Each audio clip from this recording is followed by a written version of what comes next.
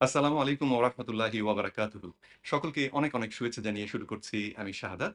আজকে আমি আপনাদের সামনে একটি ভিন্ন রকমের ভিডিও নিয়ে আসছি। টাইপ 2 ডায়াবেটিস নিয়ে যারা কাজ করেন, সেই সব চিকিৎসকদের জন্য আজকের ভিডিওটি গুরুত্বপূর্ণ হবে। আপনাদের চেনা জানা সকল ডাক্তারদের মাঝে এবং ডাক্তারদের গ্রুপগুলোতে আমার এই ভিডিওটি শেয়ার করে দিলে সকলেরই উপকার হবে বলে আমি বিশ্বাস করি। আমি বহুদিন থেকেই আপনাদের বলে আসছি যে বাংলাদেশ আ এন্ডোক্রিনোলজিস্ট বাংলাদেশে এন্ডোক্রিনোলজিস্ট এবং ডায়াবেটোলজিস্টগণ টাইপ 2 ডায়াবেটিস অসুখটিকে সঠিকভাবে বোঝেন না এবং তাই যে চিকিৎসা দেন তা এক কথায় অপচিকিৎসা হয়ে দাঁড়ায়, রোগীর অকাল মৃত্যুর কারণও হয়ে দাঁড়ায়। আমি ডাক্তার নই, বিধায় আপনারা আমার কথাকে গুরুত্ব দেননি এবং হাসাহাসিও করেছেন। আপনাদের এমন আচরণ আমাকে কষ্ট দিয়েছে খানিকটা এবং খুব হতাশ বোধ করেছি যখন দেখেছি যে রোগীর সেবা করতে চেয়েও ডাক্তারগণ রোগীকে আরো অসুস্থতার দিকে ঠেলে দিচ্ছেন অজ্ঞতার কারণে বা সাম্প্রতিক গবেষণাগুলোর তথ্য না জানার কারণে। আজ তাই আপনাদের সামনে উপস্থাপন করব একজন ডাক্তার, গবেষক এবং সহযোগী অধ্যাপককে, যিনি আন্তর্জাতিক বিভিন্ন জার্নালে প্রকাশিত তথ্যগুলো সংশ্লেষণ করে একজন গবেষকের ভাষায় টাইপ 2 ডায়াবেটিসের বাস্তবতাটি তুলে ধরেছেন আমাদের সামনে। ২০২৪ সালের ১৯শে জুন প্রকাশিত ইব্রাহিম কার্ডিয়াক মেডিকেল জার্নালের একটি চমৎকার সম্পাদকীয় ধরনের লেখার মাধ্যমে তিনি টাইপ 2 ডায়াবেটিসের বাস্তবতা এবং ভ্রান্ত ধারণাগুলো তুলে ধরেছেন। আমি আপনাদেরকে চট করে এই যে আ ইব্রাহিম কার্ডিয়াক জার্নাল যেটা, এর মধ্যেই এই পেপারটা আমি চট করে একবার আপনাদেরকে প্রিভিউটা দেখিয়ে দিই। এই হচ্ছে সেই পেপারটা, যার টাইটেল হচ্ছে টাইপ 2 ডায়াবেটিস ফ্যাক্টস অ্যান্ড ফ্যালাসিস। তো আমি এখন ইব্রাহিম কার্ডিয়াক হাসপাতাল এবং গবেষণা প্রতিষ্ঠানে বসে আছি সেই ডাক্তার নুরুল আমিনের সাথে। ডাক্তার মোহাম্মদ নুরুল আমিন। চলুন আমরা উনার সঙ্গে এবারে কথা বলি। আসসালামু আলাইকুম। ওয়ালাইকুম আসসালাম রহমতুল্লাহ। কেমন আছেন আপনি? জি, আলহামদুলিল্লাহ ভালো আছি। খুব ভালো। তো ১ম এই আপনাকে আমি আমাকে সময় দেওয়ার জন্য অসংখ্য ধন্যবাদ জানাবো। আ আপনার সাথে আজকের এই আলোচনা থেকে টাইপ 2 ডায়াবেটিস আ নিরসনে বা নির্মূল করার আমার যে স্বপ্ন, সেই স্বপ্ন বাস্তবে পরিণত করাটা সহজ হবে আমি বিশ্বাস করি ইনশাআল্লাহ। তো আম দর্শকদের জন্যে, যারা আমার দর্শক তাদের জন্যে আপনার পরিচয়টা যদি আপনি একটু আ বলেন যে মেডিকেল কলেজ থেকে কিভাবে আ করলেন ডাক্তারি পাস যেটা সেটা করা। তারপরে ধাপে, ধাপে যে আপনার কোয়ালিফিকেশন এই পর্যন্ত। এখন তো আপনি সহযোগী অধ্যাপক, তাই না? তো এই পর্যন্ত আপনার জার্নিটা একটু যদি শর্ট করে বলেন। আপনাকে অসংখ্য ধন্যবাদ। আমাকে আজকে এই বিষয়ে একটা আ সাক্ষাৎকার নেয়ার জন্য। আমি ডাক্তার নুরুল আমিন ১৯৮৪ সালে রংপুর মেডিকেল কলেজ থেকে আ গ্র্যাজুয়েশন করেছি। পরবর্তীতে আমি পাবলিক হেলথ রিলেটেড যে সাবজেক্টগুলো এগুলোতে ডিপ্লোমা করেছি, মাস্টার্স করেছি, এমফিল করেছি এবং সর্বশেষ আমি পিএইচডি করেছি এনভায়রনমেন্টাল হেলথ এর উপরে।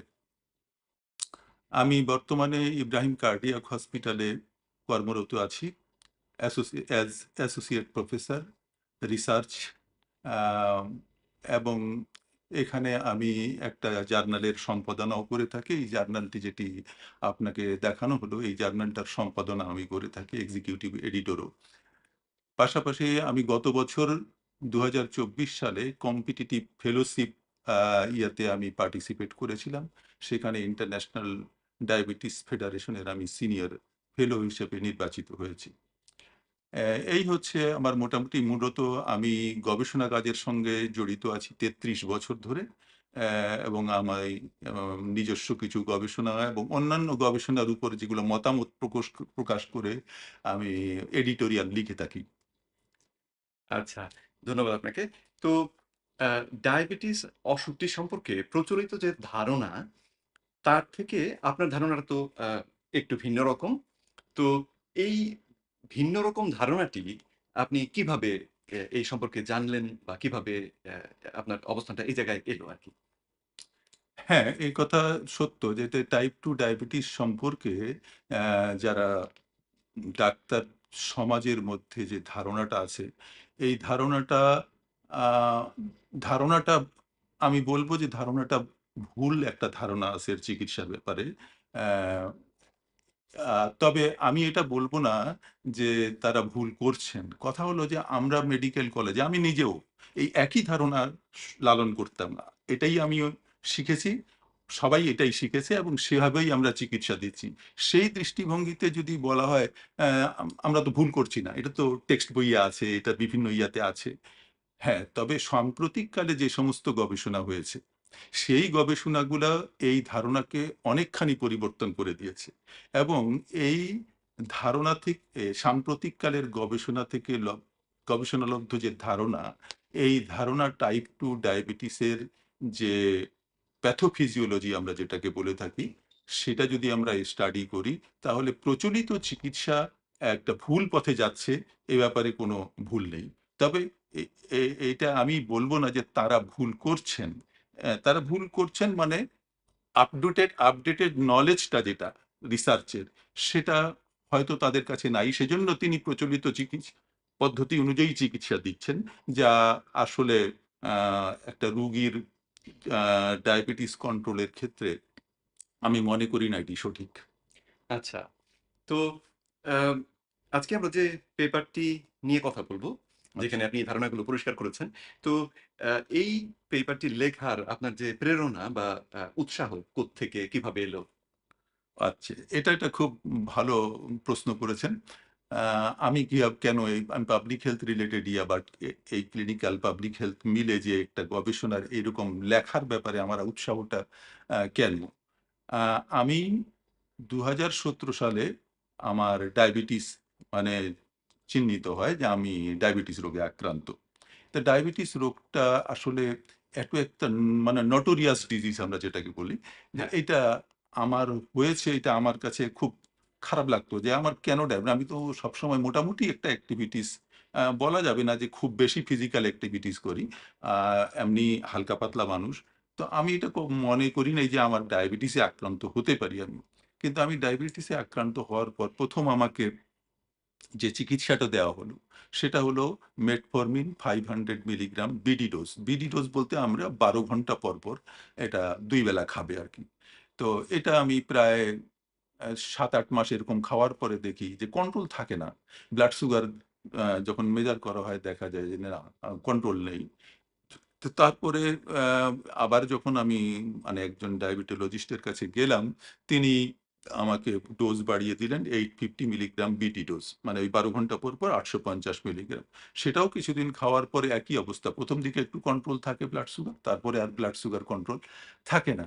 তো আমি তখন একটু এই বিষয়ে আসলে জানার জন্য যে আমি আসলে এই রোগটা সম্পর্কে তো সেই মেডিকেল কলেজে পড়েছি। হ্যাঁ। তারপরে খুব বেশি একটা আপডেট হয়নি। তা আচ্ছা, আমি এই জিনিসগুলো একটু মানে নিয়ে ঘাটাঘাটি শুরু করলাম, পড়তে শুরু করলাম। তা আমি একজন ডাক্তার, একজন আমেরিকান ডাক্তার স্টেন একবার্গ। আচ্ছা। স্টেন একবার্গ উনি আসলে ফিজিওলজিস্ট একজন। ১ম এ উনি ফিজিওলজির উপর পড়াশোনা করেছেন। পরবর্তীতে উনি কাইরোপ্র্যাকটিক হিসাবে মানে এখন গোটা বিশ্বে মানে উনার চিকিৎসা খুবই গ্রহণযোগ্যতা পেয়েছে এবং উনার প্রায় আ ৩৭০ মিলিয়ন ফলোয়ার আছে গোটা ওয়ার্লড ওয়াইড। My goodness! হ্যাঁ? হ্যাঁ। তো উনার একটা ক্লিনিক আছে ইউএসএ তে ওয়েলনেস ফর লাইফ। তো উনার যে YouTube ভিডিওগুলো আমি ওটা দেখা শুরু করি। দেখার পর আমার অনেক কিছু ধারণা পাল্টে যায়। যে উনি যেটা বলছেন এটা তো আ প্রচলিত ধারণা যেটা ডায়াবেটিসের সঙ্গে এটা তো খাপ খাচ্ছে না, মিলছে না। আচ্ছা, তা উনি তো ওইখানে ওইভাবে রেফারেন্স দেননি YouTube ভিডিওতে। কিন্তু আমি উনার কথাগুলা ধরে মানে বিভিন্ন গবেষণা পত্রগুলা বের করলাম। বের করার পর আমিও পড়া শুরু করলাম। এর মধ্যে একজন আ ইউএস এর আছে উনার নাম হচ্ছে ফ্রনজো। ডিফ্রনজো ইনসুলিন রেজিস্ট্যান্স ডায়াবেটিস এবং এদের কমপ্লিকেশনস এগুলো নিয়ে অনেক গবেষণা করেছেন। আমি ওই গবেষণাগুলো পড়লাম, পড়ার পরে দেখলাম যে আমার ধারণাও আসলে পাল্টে গেল। যে আসলে আমরা যে চিকিৎসাটা দিচ্ছি, এই চিকিৎসাটা হচ্ছে আ যদি এক কথায় বলি যে গাছের গোড়া কেটে আগায় পানি দেওয়া হচ্ছে। অর্থাৎ প্রথমত টাইপ 2 ডায়াবেটিসটা কিভাবে সৃষ্টি হয়? প্রথমত আসলে ইনসুলিন রেজিস্ট্যান্স সৃষ্টি হয়। ইনসুলিন রেজিস্ট্যান্সটা কি? ইনসুলিনের কাজটা আমাদেরকে একটু বুঝতে হবে। ইনসুলিনের কাজ হলো ব্লাডে যখন গ্লুকোজ আসে, সেই গ্লুকোজটাকে ক্যাপচার করা, ধরা। ধরে এটাকে টার্গেট সেলে নিয়ে যাবে। টার্গেট সেলগুলো কোনটা? Mainly muscle cells. এই যে আমার সারা শরীরে যে মাসকুলার ইয়াগুলো আছে, সেখানেই কিন্তু মেইনলি মানে গ্লুকোজটা ইউটিলাইজ হয়। আচ্ছা। 80% গ্লুকোজ ইউটিলাইজ হয় মাসল সেলে, 15% হয় এডিপোসাইটে এবং 5% লিভারে। তো আমি যখন এই পেরিফেরাল মানে মাসেল গুলাতে গ্লুকোজ গুলাকে নিয়ে যাচ্ছে ইনসুলিন, হ্যাঁ, হ্যাঁ। তো ওই মাসেল সেলগুলা কি করছে?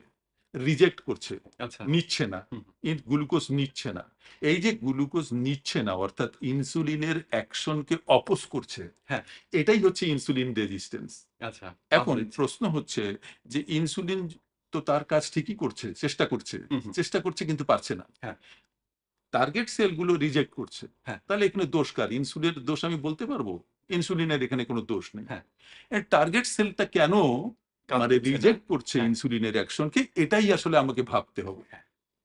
সেটা যদি আমি ভাবি তাহলে আসলে দেখা যায় যে একটা শরীরে, আমার শরীরে যদি কোনো কিছুর প্রয়োজন না থাকে, কোনো অর্গান বলেন, সিস্টেম বলেন অথবা সেল বলেন, কোনো একটা জিনিস আমার প্রয়োজন নাই বা হুম। প্রয়োজনের অতিরিক্ত, সে ওটা নেবে না।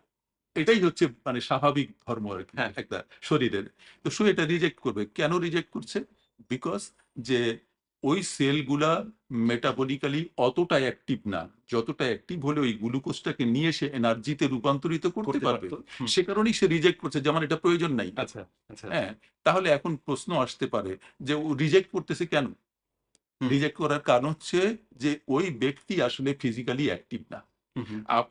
আপনি যখন ফিজিক্যালি অ্যাক্টিভ হব, তখন আমার সেলগুলাও অ্যাক্টিভ হবে। হ্যাঁ, অ্যাক্টিভ হলে পরে আমাকে এখানে প্রচুর গ্লুকোজের ডিমান্ড হবে। শক্তি ডিমান্ড তৈরি হলে করতে। পরে সেই গ্লুকোজগুলো সে স্বতঃস্ফূর্তভাবেই নিয়ে নিবে হ্যাঁ, হ্যাঁ, এবং সেটাকে এনার্জিতে রূপান্তরিত করবে। হ্যাঁ। তো এখনকার যে লাইফ লিডিং, সেটা হচ্ছে সম্পূর্ণরূপে একটা ইনঅ্যাক্টিভ লাইফ, লেস আচ্ছা। অ্যাক্টিভিটি। কিন্তু খাওয়ার ব্যাপারে কিন্তু আমরা মোটেও কার্পণ্য করি না। হ্যাঁ, যেখানে সেখানে যা পাচ্ছি, আমরা হ্যাঁ, প্রচুর ভেজালটা খাচ্ছি। খাচ্ছি। হ্যাঁ, তার মানে আমরা এনার্জি ইনটেক বাড়ছে। হ্যাঁ। কিন্তু এনার্জিকে কিভাবে ইউটিলাইজ খরচ করব, করব যেটা। সে ব্যাপারে কোন রকমের আমার চিন্তা নেই। হ্যাঁ, অর্থাৎ আমি কোন ফিজিক্যালি অ্যাক্টিভ মানুষ না। তাহলে আমার এই গ্লুকোজ গুলা ওই সেল গুলা গ্রহণ করবে কেন? আচ্ছা। কারণ ওটা গ্রহণ করা মানে তাকে তো ইউটিলাইজ করতে হবে। না হলে ওটার জন্য তার ইনজুরি, এবং এটা মাইটোকন্ড্রিয়াল ইনজিউরি হয়। যদি জোরপূর্বক ওখানে আমরা যখন ইনসুলিন দিয়ে গ্লুকোজটাকে ঢুকাই, আচ্ছা, এর পরিণতি কি? পরিণতি হচ্ছে সেল ইনজিউরি, আচ্ছা। মাইটোকন্ড্রিয়াল ইনজিউরি হয়। হুম, এবং এই যে মানে গ্লুকোজ গুলা আল্টিমেটলি এটা ইউটিলাইজ হয় না এনার্জি হিসাবে। না হলে কি হবে? যে কোনো ফর্মেই আপনি carbohydrate Khan, if it is not utilized as energy, মানে হুম। এনার্জি হিসাবে ব্যবহৃত হলো না, এর একটাই মাত্র ইয়া হচ্ছে, সে ফ্যাট হয়ে জমা হবে দেহের ভিতরে। ফ্যাট হবে এবং হুম, ফ্যাট হয়ে জমা হবে। ১ম এ ব্লাড সার্কুলেশনে ঘোরাঘুরি করবে। হ্যাঁ। ঘোরাঘুরি করার পরে এডিপোসাইট নামক আমাদের যে ফ্যাট আছে, চর্বি কোষ সেখানে যেটাকে যদি চর্বি বলি। জমা হতে শুরু করবে। হ্যাঁ। তারপরেও আমার এইভাবেই চলতেই আছে। তারপরে লিভারে জমা হবে, ফ্যাটি লিভার হবে। হুম, হুম। তারপরে আপনার ব্লাড ভেসেলে জমা হবে। সুতরাং ব্লাড ভেসেল গুলো ব্লক হবে। আচ্ছা, ব্লাড ভেসেল গুলো ব্লক হতে থাকবে, ছোট হতে থাকবে। হ্যাঁ? আচ্ছা। ন্যারো হতে থাকবে। হুম, হুম, হুম। এইভাবে করেই মানে কন্টিনিউয়াস চলতে থাকে। এমনি একটা অবস্থায় যদি মানে যেখানে ইনসুলিন কাজ করছে না এবং প্রয়োজনের চেয়ে অতিরিক্ত ইনসুলিন দিয়েও মানে শরীর তৈরি করেও কাজ করতে পারতেছে না। আচ্ছা। এই রোগীটার চিকিৎসার জন্য যদি আমি ইনসুলিন দেই, তাহলে কি সেটা ক্ষতিকর হবে না ভালো হবে? এটা যারা ডায়াবেটিসের চিকিৎসা করছেন হুম। তাদেরকে এটা ভাবতে হবে। আচ্ছা। এটা ভাবতে হবে। হ্যাঁ, হ্যাঁ? আমি ইনসুলিন দিয়ে দিলাম। ব্লাড থেকে গ্লুকোজ যখন ডোজ বেড়ে গেল, ব্লাডে যে সুগার ছিল, সেই সুগার গুলোকে নিয়ে জোর করে ঢুকায় দিল। হুম। তারপরে টেস্ট করা হলো যে আমার ব্লাড গ্লুকোজ তো নরমাল। আমি হ্যাঁ, খুব ইউফোরিয়ার মধ্যে আছি আচ্ছা, যে আমার ডায়াবেটিস কন্ট্রোল হয়ে গেছে। মোটেও কন্ট্রোল হয়নি। এটা সুগার কন্ট্রোল হয়েছে। আচ্ছা। ডায়াবেটিস হচ্ছে সেই রোগ যার ম্যানিফেস্টেশন বা যার মানে যেটা দেখা যাচ্ছে যে গ্লুকোজটা বাড়ছে। হুম, হুম। কিন্তু আসল মূল কারণ কিন্তু গ্লুকোজ বাড়ার কারণ হচ্ছে ইনসুলিন রেজিস্ট্যান্স। আচ্ছা। আমি যদি ইনসুলিন রেজিস্ট্যান্স ঠিক করতে পারি, হ্যাঁ, তাহলে ওই গ্লুকোজ এমনিই কন্ট্রোল হয়ে যাবে। আচ্ছা, আচ্ছা। তো আমরা ওই মানে গোড়ায় যে সমস্যাটা, ওখানে আমরা লক্ষ্য করছি না। আমার গোড়া নষ্ট হয়ে গেছে গাছের। হুম। আমরা শুধু তারপরে পাতার মধ্যে পানি আগা শুকাচ্ছে। গাছের আগা শুকিয়ে শুকাচ্ছে। যাচ্ছে। কিন্তু আমি গাছের আগায় পানি দিচ্ছি। হ্যাঁ। অর্থাৎ গ্লুকোজ কন্ট্রোল করার চেষ্টা করছি এবং হুম, রুগীকে বলছি যে, "আপনার তো ডায়াবেটিস কন্ট্রোল হয়ে গেছে। এই যে এই ওষুধ খাওয়ার পরে, হুম, হুম, হুম। এই ইনসুলিন নেওয়ার পর আপনার কন্ট্রোল হয়ে গেছে।" এইটা যদি কেউ মনে করে থাকেন যে এটা ডায়াবেটিস কন্ট্রোল তাহলে তিনি ভ্রান্তির মধ্যে আছেন। আচ্ছা। এটি সুগার কন্ট্রোল।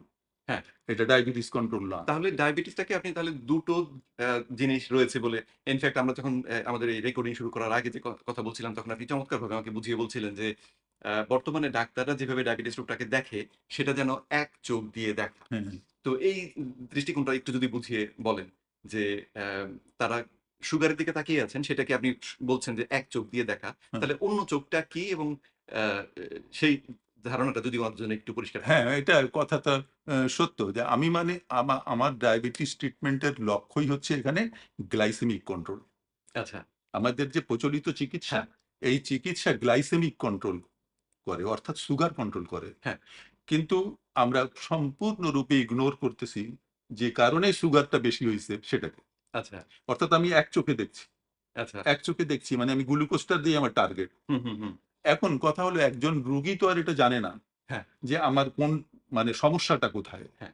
তো এই যে আমি এই চিকিৎসাটা এভাবে করলাম এবং এই চিকিৎসার ফলে যদি কোনো একজন রোগীর সুগার কন্ট্রোলও থাকে, তার ডায়াবেটিস কন্ট্রোল নাই আচ্ছা, এবং তার ডায়াবেটিস ভিতরে অন্য কমপ্লিকেশনস তৈরি করতেছে।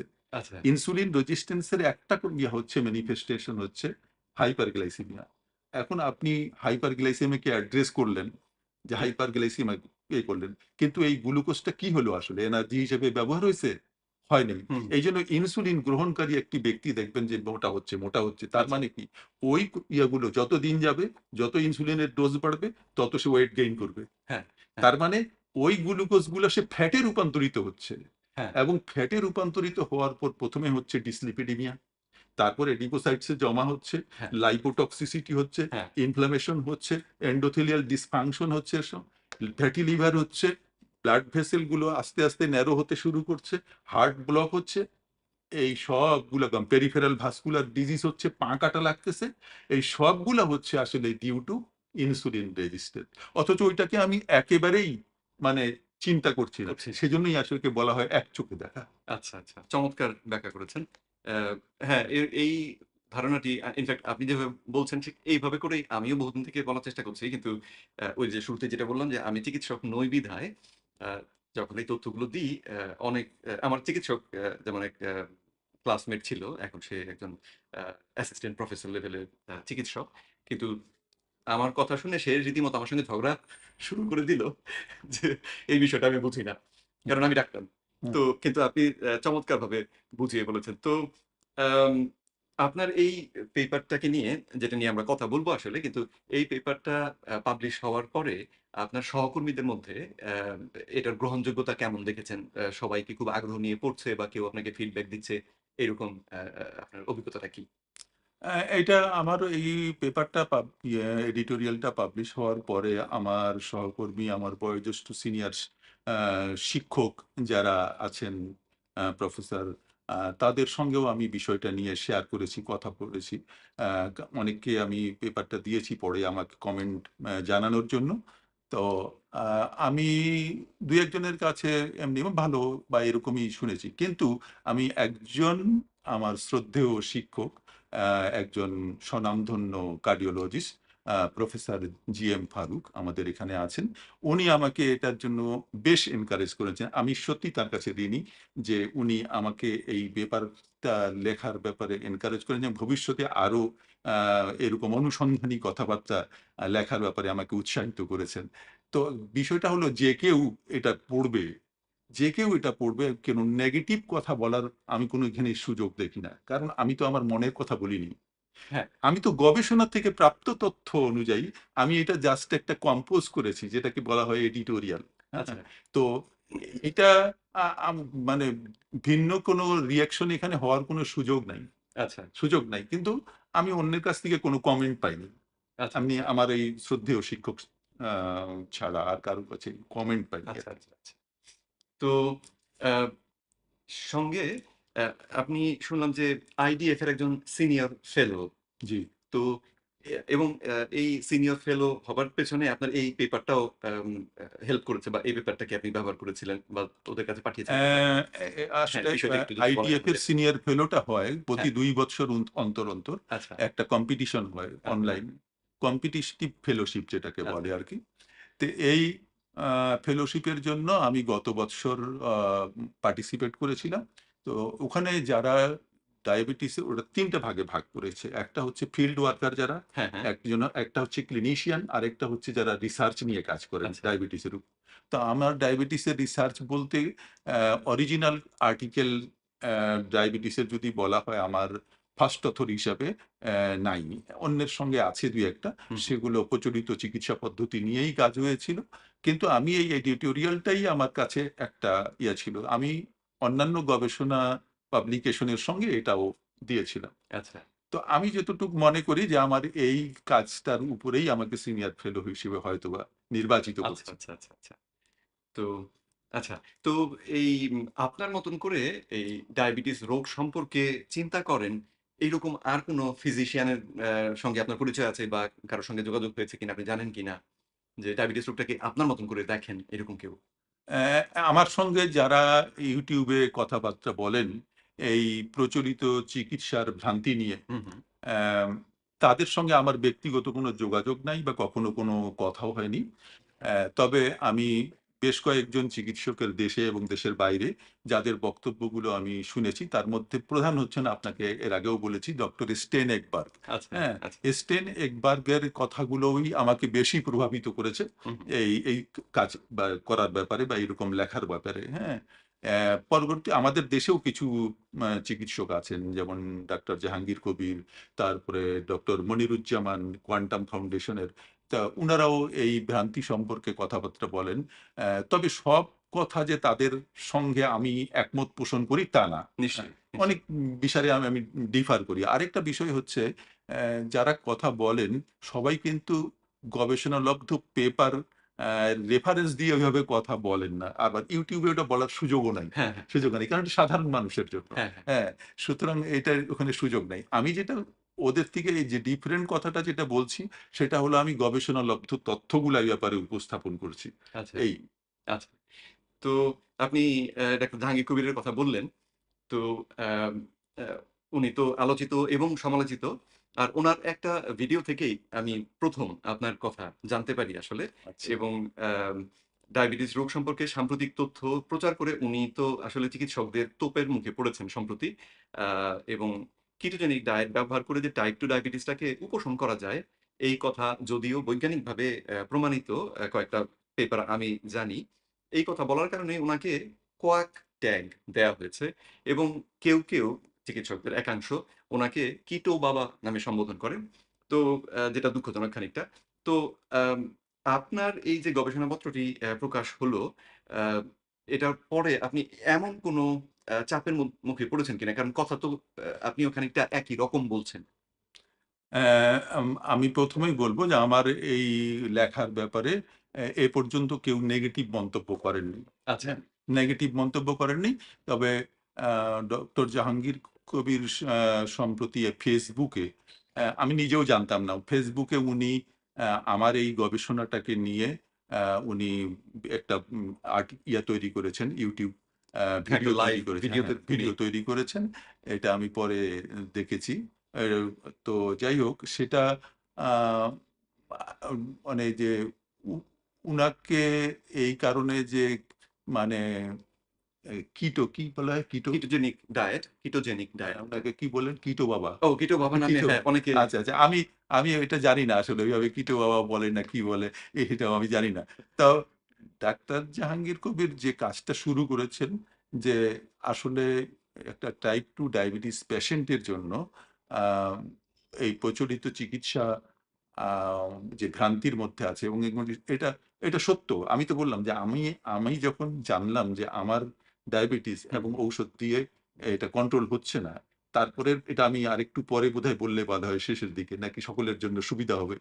এখন এই কথা যখন আচ্ছা। এসেছে চট করে তো আমি তো ওই ডক্টর স্টেন একবার্গের কথাগুলো এবং উনার ইউটিউব ভিডিওগুলো আমি সবসময় দেখি এবং ওইটাকে ফলো করার আমি আমার লাইফস্টাইল চেঞ্জ করলাম। আচ্ছা, লাইফস্টাইল চেঞ্জের মধ্যে আমার যেটা ১ম ইয়ে ছিল, সেটি হচ্ছে কার্বোহাইড্রেটের পরিমাণটাকে উল্লেখযোগ্য হারে কমিয়ে আনা। আচ্ছা, কমায় আনতেছি আস্তে, আস্তে কমাতে আমি আমার মনে আছে যে আমি যখন শুরু করি ১ম সপ্তাহে আমি শর্করা জাতীয় খাবার বলতে মেজর শর্করা জাতীয় খাবার যেমন ভাত, রুটি, আলু, চিনি, মিষ্টি এটা আমি ১ সপ্তাহের জন্য অর্ধেক করে দিলাম। আগে আচ্ছা। যা খাইতাম। হু, হু, ২য় সপ্তাহে হু, হু। আমি আমি ১ সপ্তাহের জন্য যে অর্ধেক করলাম তাহলে আমার এনার্জি আসবে কোত্থেকে? এনার্জি আসছে কোত্থেকে? ফ্যাট থেকে। হ্যাঁ, এবং যে ফ্যাট জাতীয় খাবারগুলো আমি খাচ্ছিলাম সেই সময় সেটি হলো যেমন বাদাম, চিনাবাদাম, নারিকেল, ডিম এবং অন্যান্য চর্বি জাতীয় খাবার। হ্যাঁ? যেগুলা ওটা একটু বাড়িয়ে দিলাম। আচ্ছা, এদিকে এক্সারসাইজও একটু করে শুরু করলাম। ২য় সপ্তাহে যেয়ে ১ম সপ্তাহের পর আমি দেখলাম তখন কিন্তু আমি আমার যে মেটফরমিন 850 খেতাম সেটা 500 বিডি করে দিলাম ১ম সপ্তাহে। আচ্ছা। ২য় সপ্তাহে যেয়ে আমি টোটালি বন্ধ করে দিলেন। মেজর কার্বোহাইড্রেট বাদ দিলাম। মানে ফলমূল ইত্যাদিতে তো কার্বোহাইড্রেট কিছু আছে। হ্যাঁ, কার্বোহাইড্রেট নাই এমন কোনো খাবার নেই। কিছু না কিছু আছেই। হ্যাঁ, সুতরাং আ এটাকে সম্পূর্ণ পরিহার করা কখনো সম্ভব না। হ্যাঁ? তো এখন ঘটনা হলো যে আমি ওই ২য় সপ্তাহে যেয়ে মানে মেজর কার্বোহাইড্রেট গুলাকে ১ সপ্তাহের জন্য অফ করে দিলাম। আচ্ছা। এবং চিনাবাদাম, মিল্ক, দুধের স্বর, ঘি, তারপরে আপনার অন্যান্য যেগুলা চর্বি জাতীয় খাবার হু, হু। এবং মানে সবসময় চেষ্টা করেছি যেটা অর্গানিক খাবারটা। আচ্ছা। হ্যাঁ? তো এবং মোটামুটি যেখানে নিশ্চিত হতে পেরেছি যে এইটার মধ্যে কোনো ভেজাল নেই, হ্যাঁ, হ্যাঁ। এরকম খাবারটাই আমি খাওয়ার চেষ্টা করেছি। তো তার মধ্যে আমি অ্যাম মোস্ট ন্যাচারাল খাবার যেগুলা মানে প্রসেস ছাড়াই যেমন বাদাম, নারিকেল এটা আমার রেগুলার ছিল। আচ্ছা, এখনো খাই। আচ্ছা, বাদাম, নারকেল এবং তার সঙ্গে ডিম। ডিম একটা যেখানে আমি খেতাম, সেখানে ১ম সপ্তাহে ২ টা করলাম। ২য় সপ্তাহে ৩ টা ডিম করে খাওয়া শুরু করলাম। আচ্ছা, হ্যাঁ? ৩ বেলা ৩ টা ডিম খাচ্ছি। তো এইভাবে খাওয়ার পরে আ আমি তারপরে যে প্রতি সপ্তাহের শেষে যে ব্লাড সুগার আমি চেক করে দেখলাম। ২য় সপ্তাহে যেহেতু আমি ঔষধ বাদ দিয়ে দিছি। হ্যাঁ। তাহলে এই ঔষধ যদি কাজ করত তাহলে করছে, হু, হু। ওষুধের কারণেই আমার কন্ট্রোল ছিল এমনটা যদি কেউ দাবি করে, তাহলে তো আমার ব্লাড সুগার বাড়ার কথা। হ্যাঁ, হ্যাঁ। ব্লাড সুগার কিন্তু বাড়েনি আমার। আমি ঔষধ ছেড়ে দিয়েছি। আচ্ছা। ২য় সপ্তাহের শেষে ব্লাড সুগার বাড়েনি। ৩য় সপ্তাহে যেয়ে আমি যেটা করলাম, আমি তো আর সম্পূর্ণরূপে কার্বোহাইড্রেট চিরদিনের জন্য বন্ধ করে চলতে পারব হু, না। হু, খাইতেই হবে হু, এটা। হু। আবার এদিকে ব্যায়ামও বাড়াইছি। তাহলে তো আচ্ছা, আমার এনার্জি লাগবে। তাহলে আবার কার্বোহাইড্রেটটা আমি শুরু করলাম। একটু করে শুরু করলাম। ৩য় সপ্তাহের শেষে যেয়ে দেখলাম যে আমি একটু করে কার্বোহাইড্রেট বাড়াচ্ছি কিন্তু গ্লুকোজ আর বাড়ছে না। বাড়ছে না, আচ্ছা, বাড়ছে না। হ্যাঁ? ৩য় সপ্তাহে যেয়ে ব্যায়ামের ইনটেনসিটিও আরো বেড়ে গেল। ৪র্থ সপ্তাহে আমি মোটামুটি মডারেট ইনটেনসিটি এক্সারসাইজ শুরু করতে শুরু করলাম। করলেন। হ্যাঁ। এবং তারপর থেকে আমি আর ঔষধ খাইনি। এবং মাঝে মাঝেই আমি পরীক্ষা করে দেখতাম কখনো ব্লাড সুগার একটু বেশি, হু, হু। কখনো আবার ব্লাড সুগার নরমাল এটা থাকতো। তো তখন আমি ওই ট্রেড অফ। যখন আমি দেখি যে একটু ব্লাড সুগার বেশি হয়ে গেছে, তো তখন আমি কার্বোহাইড্রেটটা আরেকটু কমিয়ে দেই। আচ্ছা, হ্যাঁ? এইভাবে ট্রায়াল অ্যান্ড ইরর করতে এখন আলহামদুলিল্লাহ আমি মানে মডারেট ইনটেনসিটি এক্সারসাইজ করছি এবং আমি যদি বলা হয় যে আপনি কি পরিমাণ carbohydrate Khan, not less than 50% আমি খাই। আচ্ছা, কিন্তু আমার blood sugar everything is normal. আচ্ছা। এটার কারণ তাহলে আর কি? কারণটা হলো আমার যে এক্টিভিটিস বেড়েছে, হ্যাঁ, এই ফিজিক্যাল এক্টিভিটিস বাড়ার কারণে আমার ব্লাড মানে কার্বোহাইড্রেট যা কিছু খাচ্ছি অল আর ইউটিলাইজড এখন অ্যাজ এনার্জি। হ্যাঁ, ব্যবহার হয়ে এনার্জি হিসেবে ব্যবহার হয়ে যাচ্ছে। সুতরাং আমার ব্লাড গ্লুকোজ বাড়ার সম্ভাবনা নাই। থাকছে না। সুতরাং ব্লাড গ্লুকোজ যদি বেশি না হয়, আমার ডিসলিপিডেমিয়াও হবে না। আমাকে কোনো কিছুরই ঔষধ খেতে হচ্ছে না। আচ্ছা, তাহলে আপনি আলহামদুলিল্লাহ। চমৎকার। তো তাহলে এম অ্যা এ আপনি বললেন যে দিনে ২ টো ৩ টে পর্যন্ত ডিম খেয়েছেন। হুম। তো ডিম খাওয়া সম্পর্কে তো আমাদের দেশে প্রচলিত একটা ধারণা রয়েছে যে ডিম খেলে, কুসুম খেলে আমাদের চর্বি বেশি খাচ্ছি। সুতরাং রক্তে চর্বি বেড়ে গিয়ে আমাদের অ্যাথেরোস্ক্লেরোসিস বা ওই হার্টে ব্লক হয়ে যাবে। তো এই বিষয়টি সম্পর্কে যদি আপনি ২ কথা বলতে চান। এটা হলো খুবই ভালো কথা প্রশ্ন করেছেন। অনেকেরই এটা আছে এবং অনেক ডাক্তারও কিন্তু এই উপদেশটা দিয়ে থাকেন যে আপনি চর্বি জাতীয় জিনিস কম খাবেন। আপনার চর্বি জাতীয় যদি খেলে চর্বি হবে। হ্যাঁ, সাধারণ ধারণা চর্বি খেলে চর্বি চর্বি হয়। হবে। হ্যাঁ, হ্যাঁ, হ্যাঁ। কিন্তু আসলে এই কথাটি সত্য নয়। আচ্ছা, সত্য নয়। Fat does not make you fat. চমৎকার। হ্যাঁ, ফ্যাট আপনাকে ফ্যাট করে না। আচ্ছা, এটা হলো সত্য কথা। আচ্ছা। হ্যাঁ? তো কার্বোহাইড্রেট যদি আপনি প্রয়োজনের চেয়ে বেশি খান এবং সেটা ব্যবহার না হয়, হ্যাঁ, তাহলে ওই কার্বোহাইড্রেটটাই ফ্যাট হয়। আচ্ছা। তো ওই লিভারের মধ্যে যে একটা প্রসেস এর কথা আমি শুনেছিলাম ডি নোভো লাইকোজেনেসিস। হ্যাঁ, খুব সম্ভবত সেই প্রসেসেই হ্যাঁ, অতিরিক্ত সুগারটা হ্যাঁ। আ আ ইসেতে চর্বিতে নূতন রূপান্তর করে হয়ে চর্বিতে রূপান্তর। এটাকে রূপন ডি-লাইকোজেনেসিস হ্যাঁ, বলে। যেটা কার্বোহাইড্রেটের থেকে যে মানে কি বলে টাইপ 2 ডায়াবেটিসে যে ডিসলিপিডেমিয়া হয়, এটাই তার কারণ। আচ্ছা, হুম? আচ্ছা। কারণ কোনো গ্লুকোজ যদি অতিরিক্ত মানে দেহের মধ্যে মানে ব্লাড সার্কুলেশন এ থাকে, তাহলে সেটা ২৪ ঘন্টার মধ্যে ওটা গ্লাইকোজেন হবে। আচ্ছা। ব্যবহার না করতে পারলেও গ্লাইকোজেন হয়ে যাবে। হুম, হুম। এবং গ্লাইকোজেন হয়ে লিভার এবং মাসেলে থাকবে। আচ্ছা। গ্লাইকোজেন একটা ফর্ম, মানে এটাকে কালেক্ট করে রাখার টেম্পোরারিলি ওই জমিয়ে রাখার একটা গ্লুকোজটাকে রূপ। জমিয়ে রাখার একটা ফর্ম। হ্যাঁ, সেটা লিভার এবং মাসেলে থাকে। হ্যাঁ। তো ২৪ ঘন্টার মধ্যে যদি ওটা ব্যবহার না হয়, হুম। তাহলে ওটাই আবার ফ্যাটে রূপান্তরিত রূপ হবে। আচ্ছা, আচ্ছা। যেহেতু সুতরাং অতিরিক্ত কার্বোহাইড্রেট যেটা আমরা মানে শক্তি হিসাবে ব্যবহার করতে পারছি না। হুম, হুম। বিশেষ করে যেটা টাইপ 2 ডায়াবেটিসের ক্ষেত্রে ঘটে। হ্যাঁ, ইনসুলিন রেজিস্ট্যান্স এর কারণে অ্যা সেটাই আসলে ফ্যাট হয়। আচ্ছা, তো আমরা মনে করি যে একজন ডায়াবেটিস রোগী চর্বি বেশি খাইলে বোধহয় চর্বি হয়। নো। চর্বি তো তার তার ভালো খাবার। আচ্ছা। চর্বি তার জন্য ভালো খাবার। হুম। চর্বি নিয়ে কোনো সমস্যা নাই। সমস্যা হলো কার্বোহাইড্রেট নিয়ে। আচ্ছা, এটা হচ্ছে। কার্বোহাইড্রেট নিয়ে। তো তাহলে এক কথায় যদি বলি তাহলে একজন টাইপ 2 ডায়াবেটিক রোগী যিনি হয়তো কোনো ঔষধ এখনো খাচ্ছেন না। কারণ ওষুধ খেলে অবশ্যই একজন চিকিৎসকের তত্ত্বাবধানে থাকা উচিত। কিন্তু ধরেন টাইপ 2 নতুন ডায়াবেটিস ধরা পড়লো হয়তো মেটফরমিন তিনি খাচ্ছেন। তো তার জন্যে খাবার থেকে কার্বোহাইড্রেটটাকে বাদ দেওয়াটা একটা স্ট্র্যাটেজি হতে পারে। হুম, এবং বা কমিয়ে দেওয়াটা কার্বোহাইড্রেট কমিয়ে দিলে তাহলে তার এই যে টাইপ 2 ডায়াবেটিস যেটা আমরা বলছি যে রক্তে চিনি বেড়ে যাওয়াটাই এর লক্ষণ। তো সেরকম রোগীর ক্ষেত্রে আমরা তাহলে মানে আপনার গবেষণা থেকে যেরকম আপনি জেনেছেন যে অ্যা তার ক্ষেত্রে হয়তো খাবার থেকেও যদি সে কার্বোহাইড্রেট খানিকটা কমিয়ে দেয়, তাহলে সে উপকার পাবে। হুম, তাই তো? হ্যাঁ। আচ্ছা। তো অ্যা এখানে একটা একটা একটা বিষয়। হ্যাঁ, হ্যাঁ আপনি বলেন। যেটা বলছেন যে কার্বোহাইড্রেটটা আ মানে কমিয়ে দিবে। প্রশ্ন হচ্ছে এটা নিয়ে কিছু বিভিন্ন রকমের কথা আছে। আচ্ছা। কেউ বলছেন 10% এর বেশি খেতে পারবে না। যেটা কিটো ডায়েট এর কথা হ্যাঁ, হ্যাঁ, বলছেন। আবার অ্যা আরেকটা আছে, যেমন লো কার্বোহাইড্রেট ডায়েট। হ্যাঁ, হ্যাঁ, হ্যাঁ? লো carbohydrate and low calorie diet not same. হ্যাঁ, হ্যাঁ এই ২ নিশ্চয়ই। টা জিনিস কিন্তু এক এক না। না। আমরা যেটা ডায়াবেটিস রোগীকে সাধারণত যে ডায়েট প্রেসক্রাইব করা হচ্ছে, ইট ইস লো ক্যালোরি ডায়েট। আচ্ছা। Not low carbohydrate. হ্যাঁ, হ্যাঁ, হ্যাঁ। হ্যাঁ? তো সেইটা কিন্তু আসলে ক্ষতিকর। ক্ষতিকর কেন? ধরেন আমি একজন ডায়াবেটিস রোগীকে বললাম যে, "আপনি আ বা ফিজিক্যাল এক্টিভিটিস বাড়ান, ব্যায়াম করেন, হাঁটেন। আপনি প্রতিদিন ১ ঘন্টা হাঁটবেন অথবা আপনি জগিং করবেন ইত্যাদি।" তো রোগী উৎসাহিত হয়ে মনে করেন শুরু করল। হুম, হুম। শুরু করার পরে আপনি যদি তাকে এরকম একটা ডায়েট দেন যে টোটাল ক্যালোরি ইনটেক হচ্ছে ধরেন ১৪০০, আচ্ছা, এবং এর 60% ই কার্বোহাইড্রেট থেকে আসছে। আচ্ছা, এটা কোনোভাবেই একটা ডায়াবেটিস রোগীর জন্য সঠিক ডায়েট না। এক তো ওখানে কার্বোহাইড্রেট বেশি আছে। আচ্ছা। ২ হচ্ছে ওটা লো ক্যালোরি। একজন আমার মতো একজন ৭০ কেজি ওজনের যদি একজন মানুষ, হুম, হুম, একজন ডায়াবেটিক রোগী ধরে নেন, হুম, হুম। সে ব্যায়াম করতে শুরু করলো। তার ক্যালোরি নিড কত? আমাকে জানতে হবে। হ্যাঁ, তার ক্যালোরি নিড অ্যারাউন্ড 2000 ক্যালোরি। আচ্ছা। কারণ ১২০০ ক্যালোরি তো তার বেসাল মেটাবলিকে শেষ হয়ে হ্যাঁ, যাচ্ছে। হ্যাঁ, তাই না? হ্যাঁ। তো তার এই যে সে এক্টিভিটিস বাড়ালো এবং বাড়ানোর পর সে পর্যাপ্ত এনার্জি পাচ্ছে না কার্বোহাইড্রেট থেকে। হুম, হুম। হ্যাঁ? না পর্যাপ্ত এনার্জি হুম। পাচ্ছে না। মানে লো ক্যালোরি হওয়ার ১৪০০ কারণে। ক্যালোরি। হুম, হুম। নিড হচ্ছে তার ধরেন 2000 2000 ক্যালোরি। হ্যাঁ, তাহলে বাকি ক্যালোরিটা কোত্থেকে আসবে? ফ্যাট থেকে আসতে হবে। হ্যাঁ। তাহলে ফ্যাটই দেন। কিন্তু আমরা যদি আরো চাই যে আমরা প্রাথমিকভাবে কার্বোহাইড্রেটটাকে আরো কমিয়ে আনবো, হুম। কমিয়ে আনতে পারে। ধীরে, ধীরে ফ্যাটটাকে একটু বাড়াবেন, ফ্যাট অ্যাডাপ্টেশন হয়ে যাবে। দিস ইস আচ্ছা, দ্যা মানে ফিজিওলজিক্যাল আচ্ছা, মানে মানুষের বডির মানে যেকোনো নতুন কোনো খাবার বা ইয়াকে সে ধীরে, ধীরে অ্যাডপ্ট করতে পারে। আচ্ছা, আচ্ছা, আচ্ছা। হ্যাঁ?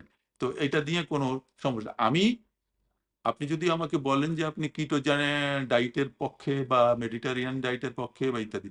আমার কথা হলো আমি কিটো মেডিটেরিয়ানিয়ান বুঝি না। হুম।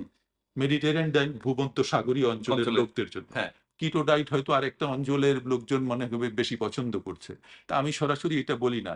আমি বলি যে আপনি যতটুকুন কার্বোহাইড্রেট খেলে মানে আপনার অ্যান্টি ডায়াবেটিক কোনো মেডিকেশন ছাড়াই ব্লাড রক্ত সুগার কন্ট্রোল থাকে থাকে। ততটুক খাবেন। চমৎকার! That means the amount of carbohydrate that you can tolerate without anti-diabetic medication ওইটুকুই আপনার কার্বোহাইড্রেট খাবেন। আচ্ছা, আচ্ছা। তাহলে এবং সেক্ষেত্রে আমি যেটা করি আমার অভিজ্ঞতা থেকে আচ্ছা, আচ্ছা। সেটা। তো আম আপনার ক্ষেত্রে আপনি তো একটা চমৎকার কাজ করেছেন যেটা হচ্ছে যে ব্যায়াম করা। হুম, তো আমাদের অনেকেই ব্যায়াম তো আমরা করি না। আবার যারা টাইপ 2 ডায়াবেটিক রোগী এবং ওজন খুব বেশি তাদের জন্য ব্যায়াম করাটা অনেক ক্ষেত্রে ঝুঁকিপূর্ণও হতে পারে। হুম। তো ধরেন এইরকম একজন রোগী যিনি ডায়াবেটিক কিন্তু উনি ব্যায়াম করতে পারছেন না কোনো একটা কারণে।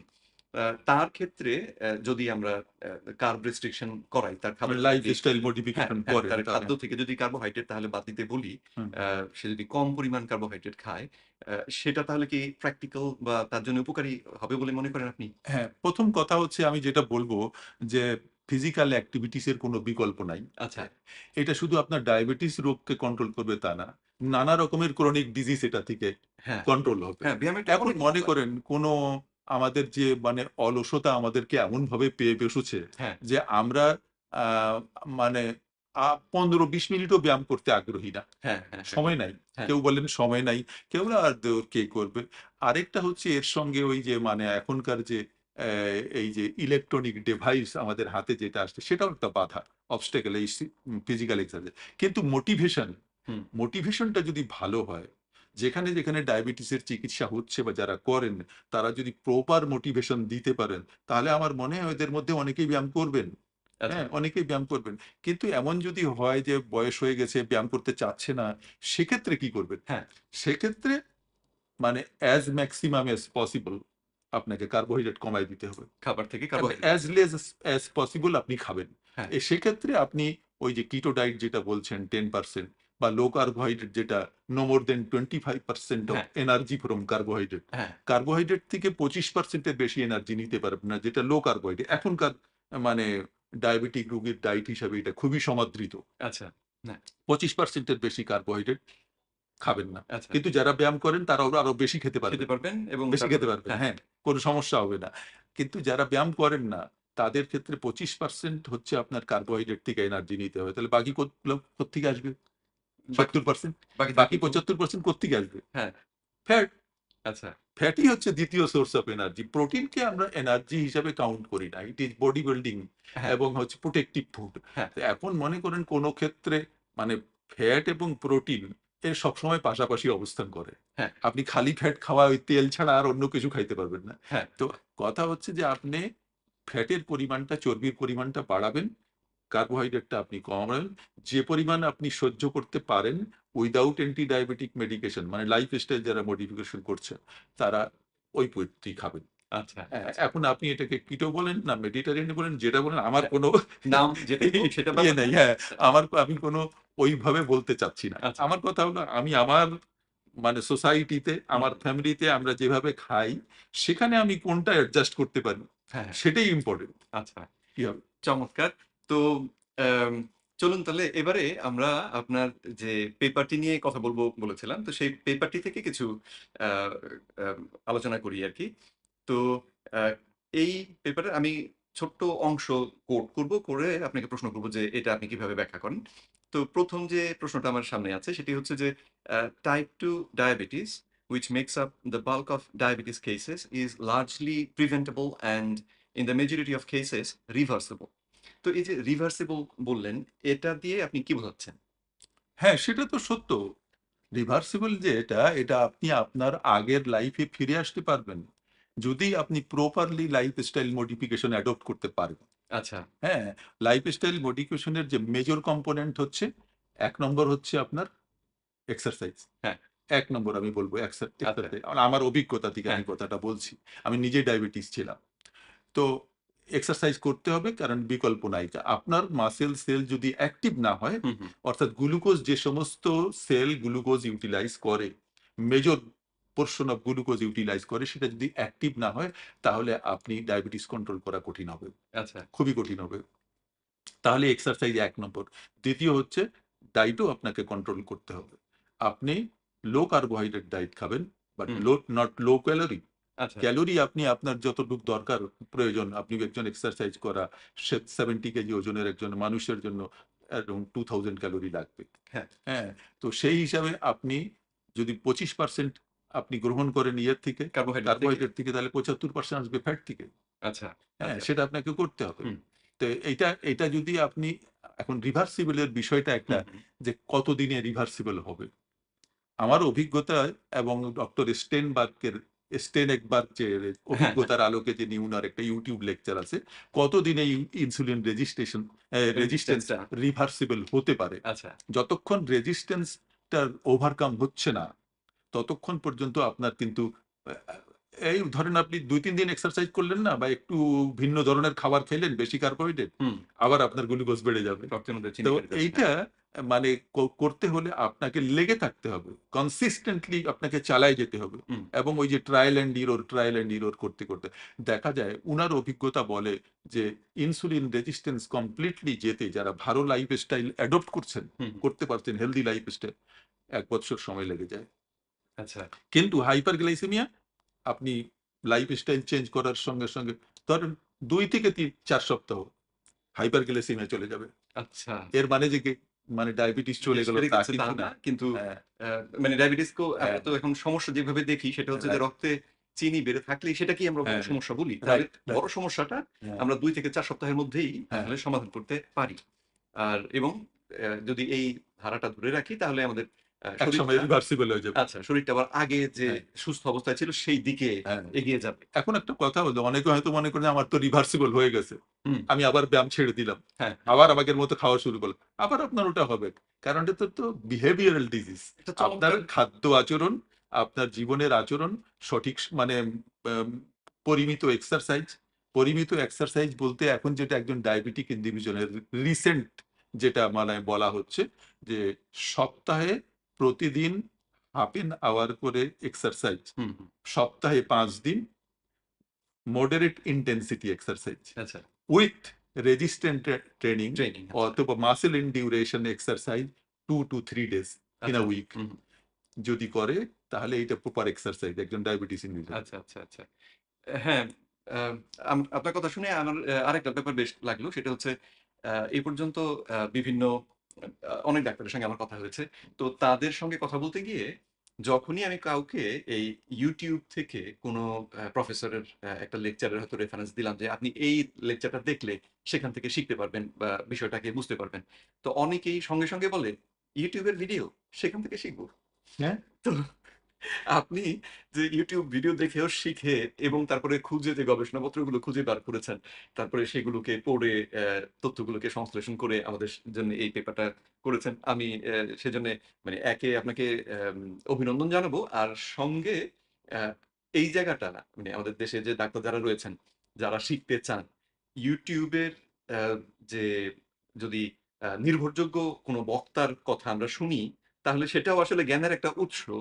এটা বোধহয় আমাদের সকলের মধ্যে একটু আ ব্যাপারটাকে একটু সহজভাবে নিতে হবে। কারণ আমি দেখেছি ঢাকার বেশ কয়েকজন বড় প্রফেসর তারা যখনই আপনি মেনশন করবেন যে আমি YouTube থেকে কথাটা শুনেছি বা কোনো প্রফেসরের কাছ থেকে কথাটা শিখেছি, সঙ্গেই উনাদের একটা যেন ওই শুরুতেই রিঅ্যাকশনটা হচ্ছে, YouTube" আচ্ছা। তো আপনার এই ক্ষেত্রে আপনাকে না, আমি একটু দিলাম। ইউটিউবে যে সবই খারাপ তা তা তো না। মানে সবাই যে লাইক নেওয়ার জন্য বা আ পাওয়ার জন্য মানে সাবস্ক্রিপশন কি বলে?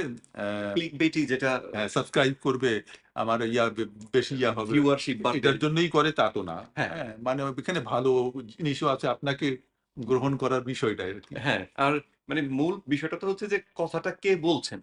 হ্যাঁ, যদি রাইট। যেই ব্যক্তি সোর্স, হুম, কথাটা কে বলছে, সোর্স কি, ওর রেফারেন্স কি, হ্যাঁ, এটা আমাদেরকে যাচাই করতে হবে। হ্যাঁ, নিশ্চয়ই। আচ্ছা তাহলে পেপারে আবার ফিরে যাই। পেপারের আরেক জায়গা থেকে আমি কোট করছি। এখানে আপনি বলেছেন, "The major gap in the management of type 2 diabetes lies in the mismatch between the evidence gleaned from the research and clinical practice." এই বিষয়টা একটু বুঝিয়ে বলুন। হ্যাঁ, এখন কথা হলো যে মেডিকেল সায়েন্স হচ্ছে একটা এভার চেঞ্জিং সায়েন্স। হ্যাঁ, সবসময় কিন্তু এটা গবেষণালব্ধ তথ্য আসছে এবং চেঞ্জ হচ্ছে। হ্যাঁ, আমি যদি এই গবেষণার তথ্যগুলোর সঙ্গে আপডেটেড না থাকি, হুম, হুম। তাহলে আমার যে চিকিৎসা আমি শিখে এসেছি আমার স্পেশালাইজেশনের সময়, মেডিকেল কলেজে স্পেশালাইজেশনের সময়, এটাকেই যদি আমি মনে করি যে আমি ওইটা শিখে ফেলেছি আর আমাকে কিছু শিখতে হবে হ্যাঁ, না, তাহলে তো মিসম্যাচ হবে। কারণ এখন তো এখনকার গবেষণালব্ধ তথ্য কি বলছে? হ্যাঁ। বলছে যে এই চিকিৎসাটা যেটা আমাদের করা হচ্ছে, সেই চিকিৎসাটা আসলে সঠিক অর্থে ডায়াবেটিসের চিকিৎসা না। আচ্ছা। এটা হচ্ছে গ্লাইসেমিক কন্ট্রোল। হুম, তো সুগার কন্ট্রোলকে যদি আমরা ডায়াবেটিস কন্ট্রোলের সঙ্গে মানে মিলিয়ে ফেলি। মিলিয়ে ফেলি, হুম, গুলিয়ে ফেলি, একই জিনিস, ২ টা হুম। একই জিনিস। হ্যাঁ, সুগার কন্ট্রোল, ডায়াবেটিস কন্ট্রোল। হ্যাঁ। এবং রোগীও তাই বুঝে, ডাক্তাররাও তাই বুঝেন। হুম, হুম। তো এই কারণে সমস্যাটা তৈরি হয়েছে। রোগী যদি বুঝতো যে হ্যাঁ, সুগার কন্ট্রোল, ডায়াবেটিস কন্ট্রোল, তাহলে অথচ আমি বুঝি অন্য না। হুম। আসলে ইনসুলিন রেজিস্ট্যান্স ওভারকাম করতে পারলে হ্যাঁ, সেটাই আসলে কন্ট্রোল। তো তাহলে বোঝানো যেত। কিন্তু আমরা তো উভয়ই এটা বুঝতেছি। হ্যাঁ। সবাই আমরা সমস্যা তাকায় আছি একই হ্যাঁ, জায়গায়। একটা সমস্যার দিকেই। হ্যাঁ। যার তো কারণে এইটা হচ্ছে বিষয়। এখানে আপনি যেটা বলতে চাচ্ছিলেন কি তার মানে কি? আর গবেষণালব্ধ তথ্য বলতেছে একটা, হুম, হুম।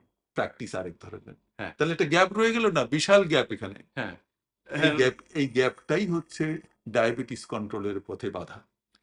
আচ্ছা চমৎকার বলেছেন। হ্যাঁ, আমিও আসলে বহুদিন থেকে এই কথাই বলার চেষ্টা করছি যে বাংলাদেশে আমাদের এই ডায়াবেটিসের জন্য যে ট্রিটমেন্ট যেটা দেয়া হচ্ছে এবং অত্যন্ত নামকরা সব প্রফেসর আমাদের এখানে রয়েছেন যারা তাদের আলোচনা থেকে শুনেছি, শিখেছি যে উনারা ওই গ্লুকোজ কন্ট্রোলটাকেই সবথেকে গুরুত্ব দিচ্ছেন। রাইট। এবং গ্লুকোজ কন্ট্রোলের করতে গিয়ে যা করতে হয় তাই করতে হবে। কিন্তু সেটার যে কোনো নেতিবাচক প্রভাব থাকতে পারে এই দিকটাতে রোগীও যেমন ভাবছে না না, আ চিকিৎসকরাও করছেন না। আচ্ছা, তো তাহলে আমরা আ এই পর্যন্ত আলোচনা থেকে আপনার ২ টো জিনিসের কথা করছি। সেটা হচ্ছে একটা হচ্ছে হাইপারগ্লাইসেমিয়া অর্থাৎ রক্তে চিনি বেশি, যেটা সবাই এটাকে নিয়ে কনসার্ন। কিন্তু যেই জিনিসটা বাদ পড়ে যাচ্ছে, আমাদের চিকিৎসকরা যেটা দেখছেন না সেটা হচ্ছে হাইপার ইনসুলিনিমিয়া জি। অর্থাৎ রোগীর শরীরে ইনসুলিনও বেশি, তাই হুম। তো? তো আম আপনার ইসেতে আপনি কোট করেছিলেন এভাবে, "Thus type 2 diabetes is characterized by both hyperglycemia and hyperinsulinemia." তো আমাদের আলোচনা থেকে খানিকটা সেটা চলে এসেছে। কিন্তু এ বিষয়ে আপনি আর পরিষ্কার করে আ যদি কিছু বলতে চান। আমরা এটা আলোচনার মধ্যে এই কথাগুলো মোটামুটি চলে আসছে। হ্যাঁ, মানে টাইপ 2 ডায়াবেটিসের ডেফিনিশনেই বলা হচ্ছে যে characterized by hyperglycemia and hyperinsulinemia. এখন কোনটা আ কোনটা কারণ? হাইপার গ্লাইসেমিয়াটা হচ্ছে হাইপার ইনসুলিনিমিয়ার জন্য। ফল আচ্ছা। মূলত হুম, হাইপার ইনসুলিনিমিয়াই হচ্ছে শুরু। আচ্ছা হ্যাঁ? সেটাই কারণ। হ্যাঁ, হাইপার ইনসুলিনিমিয়াটা কিভাবে শুরু হলো? যে ইনসুলিন রেজিস্ট্যান্স থেকে। হুম, ইনসুলিন মানে গ্লুকোজকে নিয়ে গেল টার্গেট সেলে, মাসল সেল ওটা নিল না। হ্যাঁ, বলল আমার ফলে দরকার নেই। গ্লুকোজটা কিন্তু রক্তে বাড়তে শুরু করলো। হ্যাঁ, হ্যাঁ, এখন এই যত বেশি রক্তে গ্লুকোজ বাড়বে, তত বেশি প্যানক্রিয়াস থেকে বিটা সেল ইনসুলিন থেকে ইনসুলিন তৈরি হবে। হ্যাঁ, হ্যাঁ? তার মানে কি? ১ম এ হাইপারগ্লাইসেমিয়া হলো, হুম, হুম। তারপর হাইপার ইনসুলিন ইনসুলিনিমিয়া হলো। হুম, তো শুরুটা কোথায়? শুরুটা হলো ইনসুলিন রেজিস্ট্যান্স। আচ্ছা, আচ্ছা। ইনসুলিন রেজিস্ট্যান্স এর কারণে এই ঘটনাগুলো ঘটলো ১ম এ পর্যায়ক্রমে। আচ্ছা। এখন আ আমরা যদি ওই হাইপার ইনসুলিনিমিয়াটাকে হুম, হুম। অ্যাড্রেস করতে পারি তাহলে হাইপার এমনি গ্লাইসেমিয়া এমনিই চলে যাবে আচ্ছা, ধীরে, ধীরে। ঠিক আচ্ছা। আছে? তো ওই হাইপার ইনসুলিনিমিয়াকে অ্যাড্রেস করা অথবা ইনসুলিন রেজিস্ট্যান্স কে অ্যাড্রেস করার জন্য প্রচলিত যে ঔষধগুলো আছে, হ্যাঁ, এটা কোনো মানে মে বেশ কিছু মেডিসিন আছে যেমন মেটফরমিন, তারপরে থায়াজোলিজোল ডিওনস একটা হ্যাঁ, হ্যাঁ, গ্রুপ আছে। হ্যাঁ, হ্যাঁ। এখানে পায়োগ্লিটাজোন আছে, আরো কয়েকটা ঔষধ আছে। তো সেগুলো বলা হয় যে এটা ইনসুলিন রেজিস্ট্যান্স কে অ্যাড্রেস করে। আচ্ছা।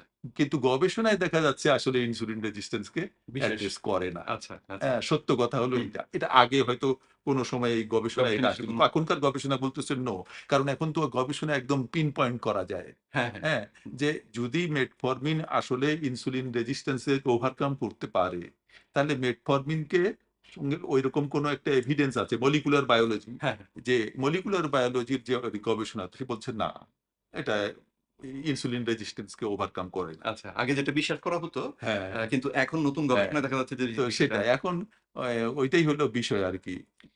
তো এই হাইপার গ্লাইসেমিয়া বা হাইপার ইনসুলিনিমিয়া এগুলো দুটোই তাহলে মানুষের শরীরের জন্য ক্ষতিকর।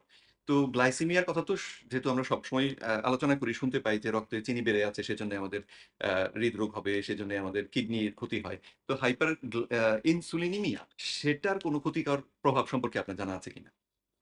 এটা আমাদেরকে এখন মানে প্রচলিত চিকিৎসায় যখনই আমরা রোগীকে বলি, আপনার ব্লাড গ্লুকোজ যদি বাড়ে, তাহলে আপনার এই কমপ্লিকেশনস হবে। হ্যাঁ, কি হবে?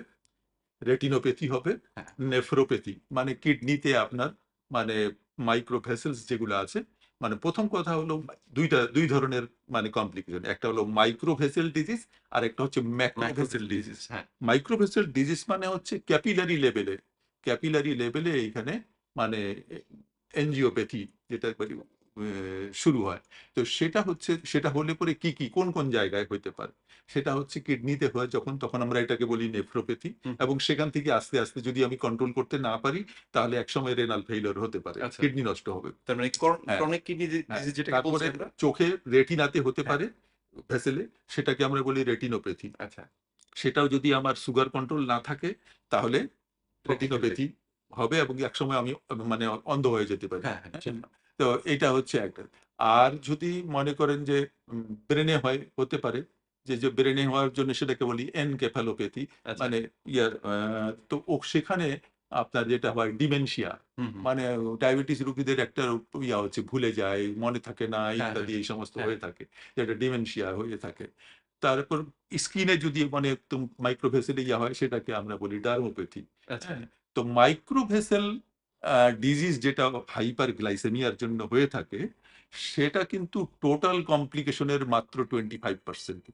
আচ্ছা। 75% হুম। complication is due to macrovessel disease, and that is due to hyperinsulinemia. হাইপার ইনসুলিনিমিয়ার কারণে হচ্ছে। আচ্ছা। কিন্তু ওইটা কিন্তু আমরা মানে আ আমরা পরিষ্কার ওইভাবে কিন্তু মানে রোগীকে আমরা বলছি না যে আপনার হ্যাঁ, হ্যাঁ, এইটার জন্য এরকম হয়, ওরকম হয়, এটা আমরা হ্যাঁ, বলি না। হ্যাঁ, না বলি, কিন্তু ঘটনা হলো হচ্ছে আমরা তো জানি, হ্যাঁ। হ্যাঁ? 75% কমপ্লিকেশন হচ্ছে হাইপার ইনসুলিনিয়ার জন্য। অথচ আমার এই প্রচলিত চিকিৎসা ওইটাকে অ্যাড্রেসই করে না। এটার দিকে তাকাচ্ছিই না আমরা। ওটাকে অ্যাড্রেসই করে হ্যাঁ, না। হ্যাঁ, হ্যাঁ? কিন্তু আমরা শুধু মানে রক্তে শর্করার মাত্রা বেশি, ওইটা নিয়ে আমরা মানে চিন্তিত। হ্যাঁ, হ্যাঁ? হ্যাঁ। কিন্তু আপনি যদি রক্তের শর্করার মাত্রা কন্ট্রোলও করেন, এই 75% কমপ্লিকেশন কে রোধ করবে? চমৎকার। হবেই। হ্যাঁ, নিশ্চয়ই, কাজেই নিশ্চয়ই। এটা দেখা যায় যে একজন রোগী সারা জীবন সে তার ভালো ডায়াবেটিস কন্ট্রোল ছিল। হুম, ডায়াবেটিস হুম। কন্ট্রোল বলতে সুগার কন্ট্রোল ছিল। হ্যাঁ, চিনি তারপরেও তার নানা কমপ্লিকেশন হচ্ছে। তাহলে কেন হচ্ছে? আচ্ছা, তার আচ্ছা। তো হওয়ার কথা না। হ্যাঁ, তাই না? চিনি তার নিয়ন্ত্রণ মানে থাকলে তো হওয়ার কথা তার না। তো হাইপার ইনসুলিনিমিয়া কন্ট্রোল হয়নি। আচ্ছা। ওটা আরো বাড়ছে। হ্যাঁ, হ্যাঁ এবং কেন? ইনসুলিন যদি নেয় কেউ টাইপ 2 ডায়াবেটিসে, তাহলে তার ওই কমপ্লিকেশন গুলা আরো আগে হবে। আচ্ছা। তো এইজন্যই বোধহয় যে ইনসুলিনের মাত্রা আপনার ধীরে, ধীরে শুধু বাড়াতেই হয়। রাইট, রাইট, এই সমস্যার কারণেই রাইট। হচ্ছে। তাহলে অ্যা মানে ইনসুলিন তো নিচ্ছে প্রচুর বাংলাদেশে যারা টাইপ 2 ডায়াবেটিসই করে এবং বড় ডায়াবেটোলজিস্ট যারা আছেন তারাও বলছেন যে চিনির মাত্রা নিয়ন্ত্রণ না থাকলে শেষ পর্যন্ত ইনসুলিন দিয়েই করতে হ্যাঁ, হবে। তো দুঃখজনকভাবে তাহলে এক বাক্যে যদি বলি আমরা তাহলে এটা আসলে এক ধরনের অপচিকিৎসাই হ্যাঁ। হচ্ছে। অজ্ঞতার কমপ্লিট কারণে ব্লাড সুগার কমপ্লিট কন্ট্রোল থাকলেও হ্যাঁ, তার মানে এই কমপ্লিকেশন গুলাতে দেখা দিবে। আচ্ছা, যেমন আচ্ছা, আচ্ছা। ম্যাক্রোভাসেল ডিজিজ গুলা। সেখানে হ্যাঁ, কি কমপ্লিকেশন হচ্ছে? হাইপার ইনসুলিনিমিয়ার জন্য অনেকগুলো কমপ্লিকেশন হচ্ছে। আচ্ছা, ১ম হচ্ছে যে আপনার ফ্যাট ডিসঅর্ডার, লিপিড ডিসঅর্ডার। হ্যাঁ, অর্থাৎ আপনার ফ্যাটের অ্যাবনরমালিটি শুরু হলো। গ্লিসারাইড বেড়ে যাবে। লেভেল অফ ট্রাইগ্লিসারাইড বেড়ে যাবে। হ্যাঁ, এই গ্লিসারাইড গুলা মানে ট্রাইগ্লিসারাইড গুলো ব্লাড সার্কুলেশনে ১ম ইনিশিয়ালি সার্কুলেট করবে। তারপর এটা এডিপোসাইটে জমা হবে। হ্যাঁ। যতই আপনার ফ্যাট জমা হতে থাকবে, সেই এডিপোসাইট গুলো আবার এলডিএল তৈরি করবে। হুম, হুম, হুম, হ্যাঁ? হুম। এলডিএল তৈরি করবে এবং এইখানে এইটা লাইপোটক্সিসিটি বলা হয় যেটাকে। আচ্ছা, এখানে ইনফ্লামেশন হবে, এন্ডোথেলিয়াল ডিসফাংশন হবে, আ ভা উম কি বলে আ ব্লাড ভেসেল গুলোর স্মুথ মাসল গুলোর গ্রোথ হবে, প্রলিফারেশন হবে। ব্লাড ভেসেল গুলো ধীরে ন্যারো হবে। হুম, হুম, হুম। অর্থাৎ ডিফিউজ অ্যাথারোস্ক্লেরোসিস আমরা বলি। মানে সম্পূর্ণ বড় ব্লাড ভেসেলে অ্যাথারোস্ক্লেরোসিস প্রসেস শুরু হয়ে যাবে। আচ্ছা। হ্যাঁ? হার্টে হলে হার্ট ব্লক হবে। হুম, হুম, হুম। যদি আমার পায়ে এটা ব্লক হয়, এটা পেরিফেরাল ভাস্কুলার ডিজিজ হবে, যে কারণে পা কাটতে হচ্ছে। হ্যাঁ, হ্যাঁ। তারপরে ওই যে মানে অ্যাবনরমাল ফ্যাট সেগুলা মানে যখন লিভারে জমা হচ্ছে, তখন ওইখানে ফ্যাটি লিভার হচ্ছে। হুম, হুম, হুম। যেটা একেবারে non alcoholic fatty fatty liver liver. Disease বলে থাকি। হ্যাঁ, হ্যাঁ। হ্যাঁ? তারপরে ন্যাশ আছে, স্টেটোহেপাটাইটিস, নন অ্যালকোহলিক স্টেটোহেপাটাইটিস, হুম, হুম, হুম। এটা হলো প্রাথমিক পর্যায়ে। হ্যাঁ, হ্যাঁ। তারপরে হচ্ছে ফ্যাটি লিভার ডিজিজ। তো এই কতগুলো কমপ্লিকেশন আপনি দেখেন। তাহলে আপনার ব্লাড ভেসেল গুলোর ন্যারো হতে শুরু করলো, বড় ম্যাক্রো ভেসেল গুলো, বড় ভেসেল গুলো। হ্যাঁ, হ্যাঁ। এটা হার্ট ব্লক করতেছে, এটা পেরিফেরাল ভাস্কুলার ডিজিজ করছে, এটা আপনার লিভারে ফ্যাটি লিভার করছে। হ্যাঁ, তারপরে এরকম সো মেনি, মানে এই যে তারপরে ওই যে কি বলে ইনফ্লামেশনকে সে এনকারেজ করতেছে, সেটা আরো আরো বেশি মানে ইয়া করতেছে, মানে নেতিবাচক প্রভাব ফেলছে এক্সেলারেট আমাদের মধ্যে। করতেছে হ্যাঁ, অ্যাথারোস্ক্লেরোসিস, পুরো ব্যাপারটাকে। এইরকম নানা ধরনের। আচ্ছা, তাহলে আমরা যেই অসুখগুলোকে বলি যে আ মানে ক্রনিক প্রোগ্রেসিভ ডিজিজ বলে আমরা যেই অসুখগুলোকে এখন বলছি, হৃদরোগ, কিডনি রোগ, তারপরে রেটিনোপ্যাথি ইত্যাদি, ইত্যাদি। এর তাহলে একটা বিশাল আ অংশই বা যারা এই রোগে আক্রান্ত তাদের বিশাল অংশই এই হাইপার ইনসুলিনিমিয়ার কারণে আ এই ক্ষতির সম্মুখীন হচ্ছেন, তাই না? তো হুম। এই বিষয়টা আমাদের সকলেরই বোধহয় জানা থাকা দরকার। তো আমাদের চিকিৎসকরা যেহেতু আ যেহেতু ওই চিনির দিকেই তাকিয়ে আছেন, উনারা ইনসুলিনটাকে দেখছেন না। উনাদের এই দৃষ্টিভঙ্গিটাকে আমরা তো কথা বলছি এটা অনেকে দেখলে হয়তো কিছু পরিবর্তন হবে। এছাড়া আর কোন উপায় কি আপনি দেখেন যে কিভাবে অ্যা চিকিৎসকদের দৃষ্টিভঙ্গিটাকে একটু অ্যা স কি বলে যে আপডেট করা যায় তাদেরকে নতুন তথ্যগুলো সম্পর্কে জানানোর? যেমন আপনি তো পেপার পাবলিশ করেছেন। কিন্তু আ পেপারটা কেউ যদি না পড়ে তাহলে তো তারা জানতে পারছে না। তো এই ক্ষেত্রে তাদের এই বিষয়টা শেখার জন্য কি করা যেতে পারে? হ্যাঁ, এগুলো খুবই গুরুত্বপূর্ণ কথা, যে তারা কিভাবে আপডেটেড হবে। হুম, আমরা যখন মেডিকেল কলেজে পড়ি, তখন ওইখানে আমাদের একটা হ্যান্ডবুক অফ সার্জারি বই ছিল। হুম, হুম। এই বইটাতে খুব গুরুত্বপূর্ণ কিছু কথা ছিল। তার মধ্যে একটি কথা আমার মনে আছে এখনো। "A doctor is a student till death, আচ্ছা, or shall I say when he ceases to be a student he dice."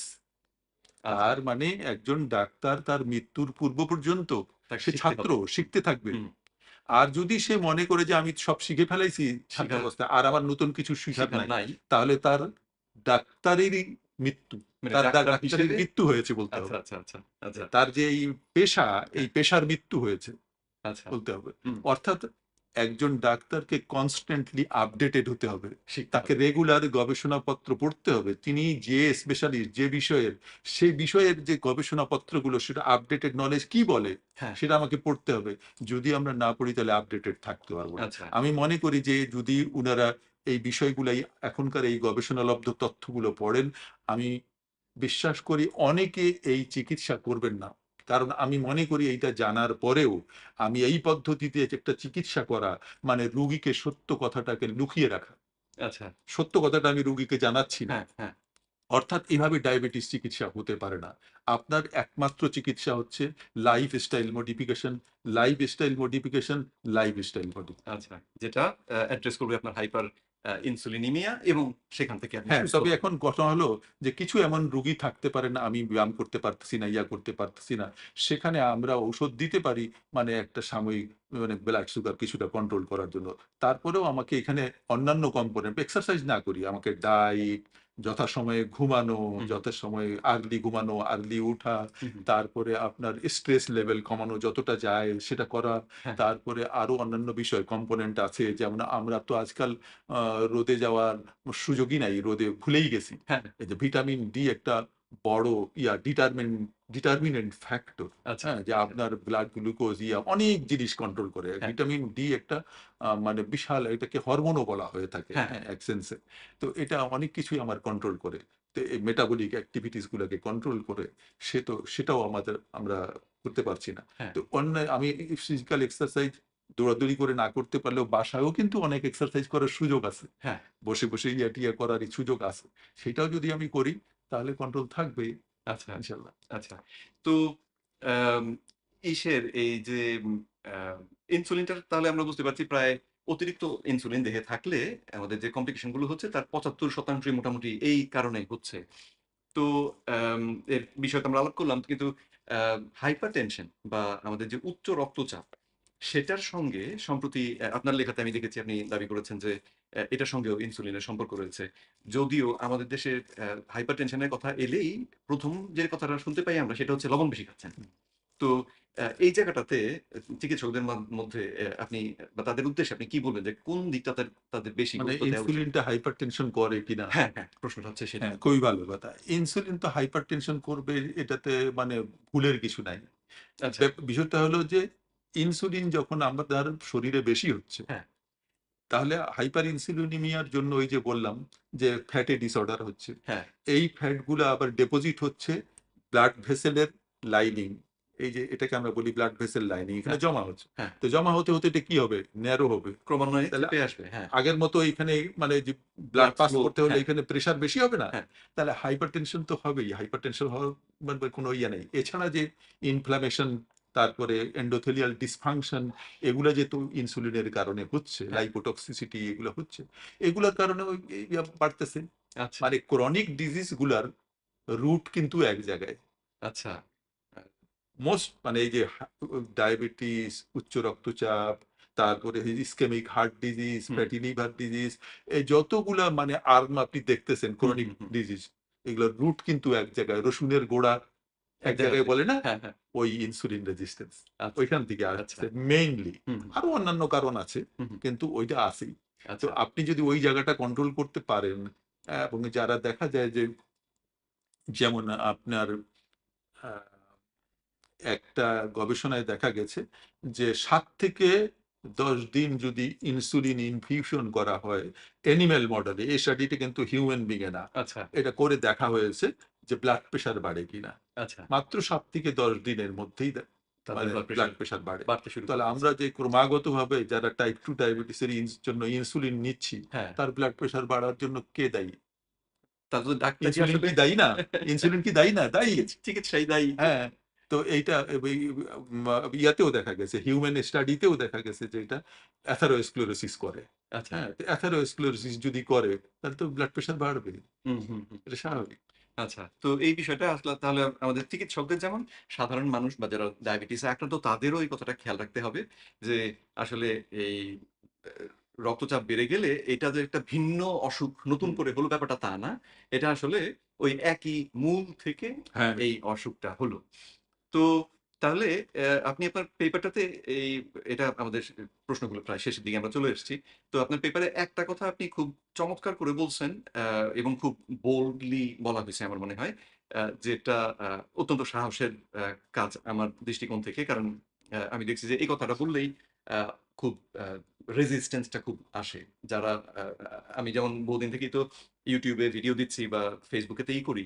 তো যখনই এই কথাটা বলি, তখনই দেখা যায় এর যে বিরোধিতা, আমার বিরুদ্ধে গালমন্দ করা ইত্যাদি, ইত্যাদি হতে শুরু করে। তো আমি আপনার পেপার থেকে কোট করছি। আপনি বলেছেন, coat "The present treatment seems to be causing more harm to the patient than to do good." চমৎকার একটি কথা। তো এই বিষয়টা একটু যদি পরিষ্কার করে চিকিৎসকদের জন্য এবং সাধারণ মানুষের জন্য বুঝিয়ে বলতেন। এতক্ষণ যে আমরা যে আলোচনাটা করলাম, এই আলোচনা থেকে এটা পরিষ্কার যে প্রচলিত চিকিৎসা পদ্ধতিটি না মিসডিরেক্টেড, হুম, ভ্রান্তি। হুম। এটা ভ্রান্তির দিকে যাচ্ছে।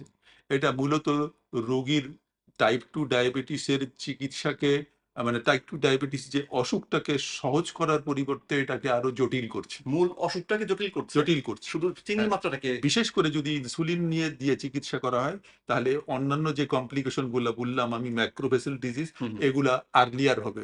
হুম, হুম।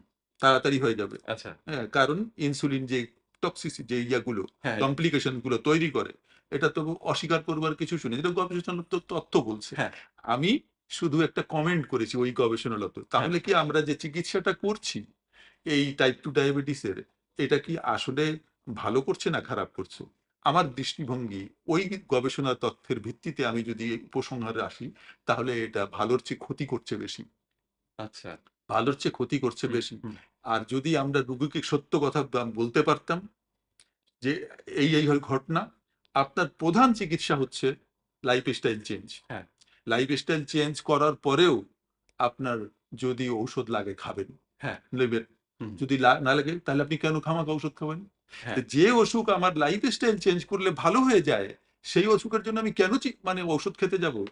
হ্যাঁ, এটা চমৎকার চিকিৎসা বলছেন।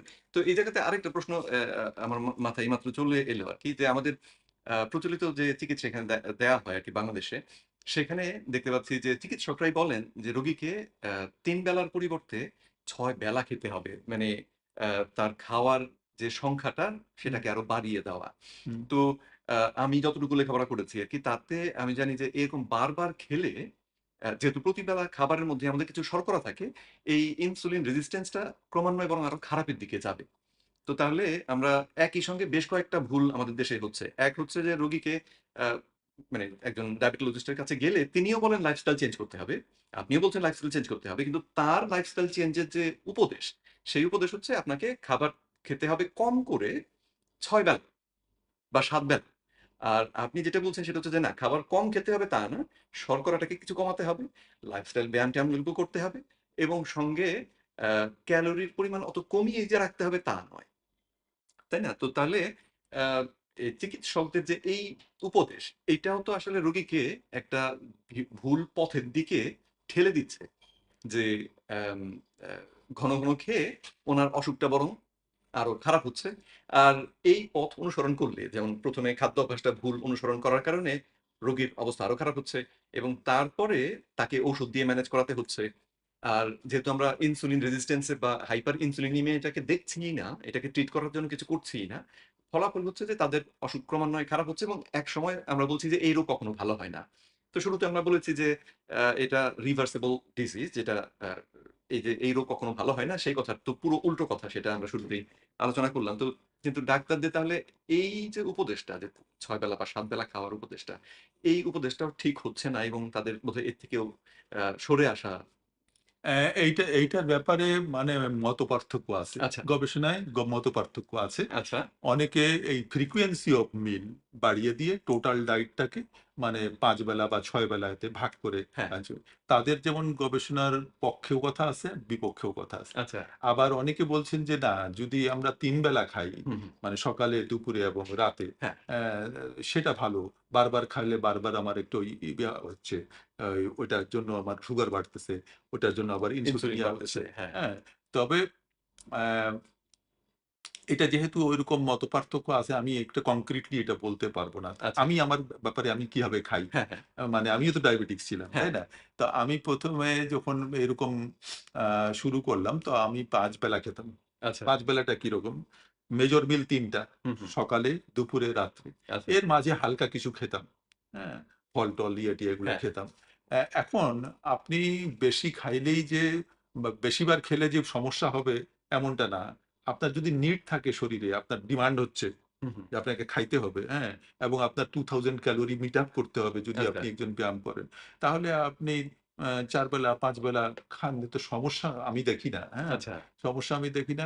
তবে মেজর মিলের মাঝে আপনি যে জিনিসগুলো খাবেন, প্রেফারেবলি আপনি এই ডায়েট গুলোকে যাতে আ চর্বি সমৃদ্ধ ডায়েট হয়, বিশেষ করে ভেজিটেবল সমৃদ্ধ, আচ্ছা। বাদাম, নারকেল কিংবা অন্য কিছু অথবা একটা ডিম পোচ, আ এই ধরনটিও খাবার। এর সঙ্গে কোনো একটা বেলায় ধরেন আপনি অ্যা বিকালের দিকে আপনি এরকম কিছু খেলেন বা ১১ঃ০০ টার দিকে আপনি নাস্তার পরে হয়তো আপনি কিছু ফলমূল খেলেন হুম, হুম। বা অন্য কোনো সবজি এটিয়ার খানে কাঁচা সবজি যেগুলো খাওয়া যায়, হ্যাঁ, শসা। সেগুলো খেতে পারেন, সেগুলো খেতে পারেন। এইটা আমার কাছে খুব বেশি আ মানে মনে হয় না যে এটা খুব মেজর কিছু বিষয়। আচ্ছা। মানে এই বিষয়টাতে a professor a a Ben বিকম্যান উনার কথা আমি খানিকটা অনুসরণ করি। উনি ব্যাপারটাকে এভাবে ব্যাখ্যা করছেন যে, যেহেতু আমাদের খাবারের মধ্যে কার্বোহাইড্রেট থাকেই, প্রতিবার খাওয়ার পরে আমাদের রক্তে চিনি বাড়ে। হুম। তো চিনি বাড়লেই সেটাকে ম্যানেজ করার জন্য ইনসুলিন হ্যাঁ, আনতে হ্যাঁ। হয়। আর যারা আমরা ইনসুলিন রেজিস্ট্যান্স এ ভুগছি, তাদের ক্ষেত্রে ইনসুলিন উৎপাদন হয় বেশি। হুম, ফলে আ রক্তের মধ্যে ইনসুলিনের মাত্রা বেড়ে থাকে। আর উনি বলছেন যে তাহলে প্রতিবার খাওয়ার পরে যেহেতু মাত্রাটা বাড়বে আর একবার ইনসুলিন বেড়ে গেলে সেটা আবার বেস লাইনে নেমে আসতে ৪ ঘন্টা ৫ ঘন্টা সময় লাগে। হুম, তো এই যুক্তিতে উনি বলেন যে তার মানে হচ্ছে সকাল থেকে যদি আমরা শুরু করি, তাহলে দেখা যায় প্রতি বেলা খাওয়ার পরেই যেহেতু ইনসুলিন বেড়ে থাকছে, সারাদিনটাই মোটামুটি আমার ইনসুলিনটা থাকে বেড়ে।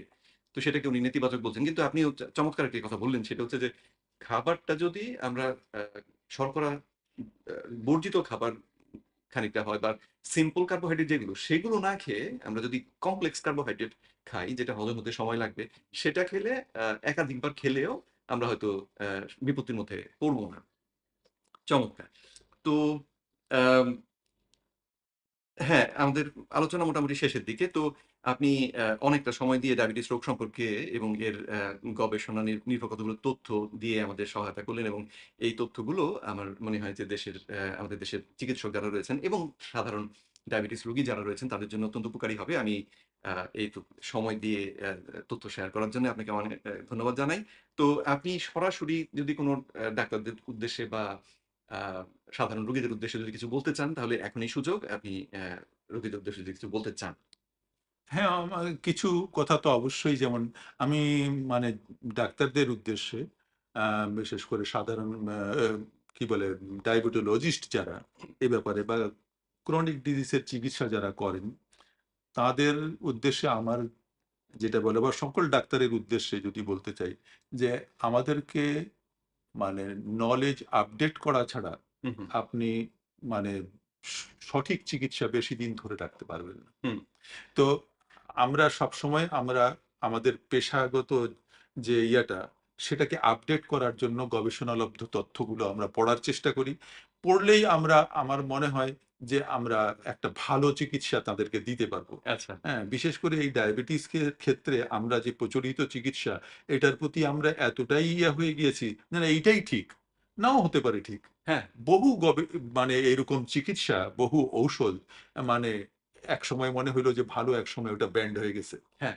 ব্যান্ড হয়ে গেছে কেন? এর এই কমপ্লিকেশন আছে, এইটা কমপ্লিকেশন আছে। আমি যেটা মনে করি, আমার জীবদ্দশায় হোক কিংবা অন্য সময়ে হোক, এই ইনসুলিন দিয়ে টাইপ 2 ডায়াবেটিসের যে চিকিৎসা, এটা একসময় বন্ধ হওয়ার দাবি উঠবে। হ্যাঁ, দাবি অলরেডি উঠা শুরু হয়েছে। হ্যাঁ, উঠা শুরু হয়েছে এবং প্রচলিত চিকিৎসার ভ্রান্তি মানুষের কাছে এখন পরিষ্কার হচ্ছে। হ্যাঁ? তো এইটা সব মিলিয়ে দেখা যাবে যে আসলে আমরা এই চিকিৎসা দিয়ে রুগীর যতটা না ভালো করেছি, খারাপ করেছি তার চেয়ে বেশি। হুম, হ্যাঁ? তো এ এইজন্য আমি বলব যে আমরা সবসময় আপডেটেড হই ডাক্তারদের উদ্দেশ্যে।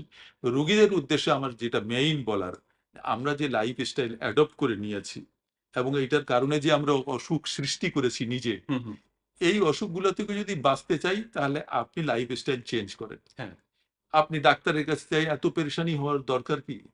আপনি যদি লাইফস্টাইল চেঞ্জ করেন তো আপনার কাছে তো ডাক্তারের কাছে এত যাইতে হবে না। হুম, হ্যাঁ? রেয়ারলি হয়তো যাইতে হইতে পারে এই হুম, হুম, সমস্ত রোগের কারণে। বেশিরভাগ ক্রনিক ডিজিজ লাইফস্টাইল চেঞ্জ করলে আপনি এই অসুখ থেকে দূরে থাকবেন। আচ্ছা, অথবা আপনার হলেও আপনি অনেকগুলো মানে এই ক্রনিক ডিজিজ আছে যেগুলো আবার ভালো হয়ে যায় আচ্ছা, লাইফস্টাইল চেঞ্জ করলে। হুম, এটা দেখা গেছে। আচ্ছা, বিশেষ করে ডায়াবেটিস, উচ্চ রক্তচাপ। তো আমি আপনাদের কাছে আমার এইটা আ একেবারে অন্তরের অন্তঃস্থল থেকে অনুরোধ করব যে আপনারা সুস্থ জীবনযাপন আ লিড করার চেষ্টা করেন এবং সুস্থ জীবনযাপনের কোনো বিকল্প বিকল্প নাই। নেই। আপনি যদি সুস্থ থাকেন তাহলে আপনি বহু ভালো কাজ মাত্র ০.৫ ঘন্টা সময়ে সুস্থতার জন্য আপনি দিতে পারবেন না, এটা হবে না। যে সুস্থতা আপনার অন্যান্য কাজে আপনাকে ইতিবাচক আ প্রভাব ভূমিকা ফেলবে, রাখতে ভূমিকা সাহায্য রাখবে। করবে। হ্যাঁ, হুম, তো এইটাই আমার শেষ কথা। আপনার লাইফস্টাইল চেঞ্জ করেন এবং সুস্থ থাকেন। আল্লাহ আপনাদের সকলকে সুস্থ থাকুক এবং আপনি পাশাপাশি আমার এই আ পেপার এবং এই ডায়াবেটিসের উপরে যে এতক্ষণ ধরে আমাকে সাক্ষাৎকার নিলেন, আ উনি মূলত একজন আ কম্পিউটার সায়েন্টিস্ট এবং এখন উনি কাজ করছেন আবার নিউট্রিশন সায়েন্টিস্টও। এইজন্য নিউট্রিশন সায়েন্টিস্ট বলব যে উনি পরবর্তীতে নিউট্রিশনের উপর পড়াশোনা করেছেন এবং লাইফস্টাইল এর উপর উনি নিজেও কাজ করেন। হ্যাঁ, তো এই সাক্ষাৎকার নেওয়ার জন্য উনি যে কষ্ট করে এসেছেন এইজন্য আমি উনাকে অসংখ্য ধন্যবাদ জানাচ্ছি। হ্যাঁ? এবং এই কথাগুলো আমরা এই পডকাস্টের মাধ্যমে আপনাদের কাছে গেলে যদি আপনারা উপকৃত হন, তাহলেই আমাদের আজকের এই এতক্ষণের আলোচনা সার্থক হবে। আসসালামু আলাইকুম ওয়া রাহমাতুল্লাহ। আরেকটা কথা শেষ করার আগে একটু যদি কেউ আপনার সঙ্গে যোগাযোগ করতে চায়, তারা কিভাবে করতে পারে? হ্যাঁ? আপনার সঙ্গে যদি কেউ যোগাযোগ করতে চান হ্যাঁ, যে হ্যাঁ। এই বিষয় নিয়ে আলোচনার জন্যে কোনো চিকিৎসক অথবা কোনো রোগী যদি বিষয়টাকে আরো ভালো বোঝার জন্যে মনে করেন যে আপনার সঙ্গে যোগাযোগ হ্যাঁ, করল যে কেউ করতে পারেন হ্যাঁ, আলোচনা। আমার নাম্বার আমার আচ্ছা, ফোন নাম্বার আচ্ছা ফোন নাম্বার পাবলিকলি কি শেয়ার হ্যাঁ, করব? থাকতে পারে, ঠিক আছে। থাকতে হ্যাঁ, পারে। ইনফেক্ট আপনার পেপারে আপনার এই তো পডকাস্টে দিয়ে দিতে পারেন। হ্যাঁ, হ্যাঁ, ঠিক আছে। আমি তাহলে সেটাই করে দেব। তো আম হ্যাঁ, তাহলে আপনাকে অসংখ্য আ ধন্যবাদ জানিয়ে আ আমি এখন যেটা করব সেটা হচ্ছে যে দর্শকদেরও আমাদের সঙ্গে থাকার জন্য ধন্যবাদ জানাই। আর আমাদের আজকের আলোচনা আমরা এখানে সমাপ্ত করব। তো আল্লাহ রাব্বুল আলামিন আমাদের সকলের উপর রহমত করুন, সৎ পথে দিশা দিন এবং সকলকে সুস্থতা দান করুন। আ আসসালামু আলাইকুম ওয়া রাহমাতুল্লাহি ওয়া বারাকাতুহু।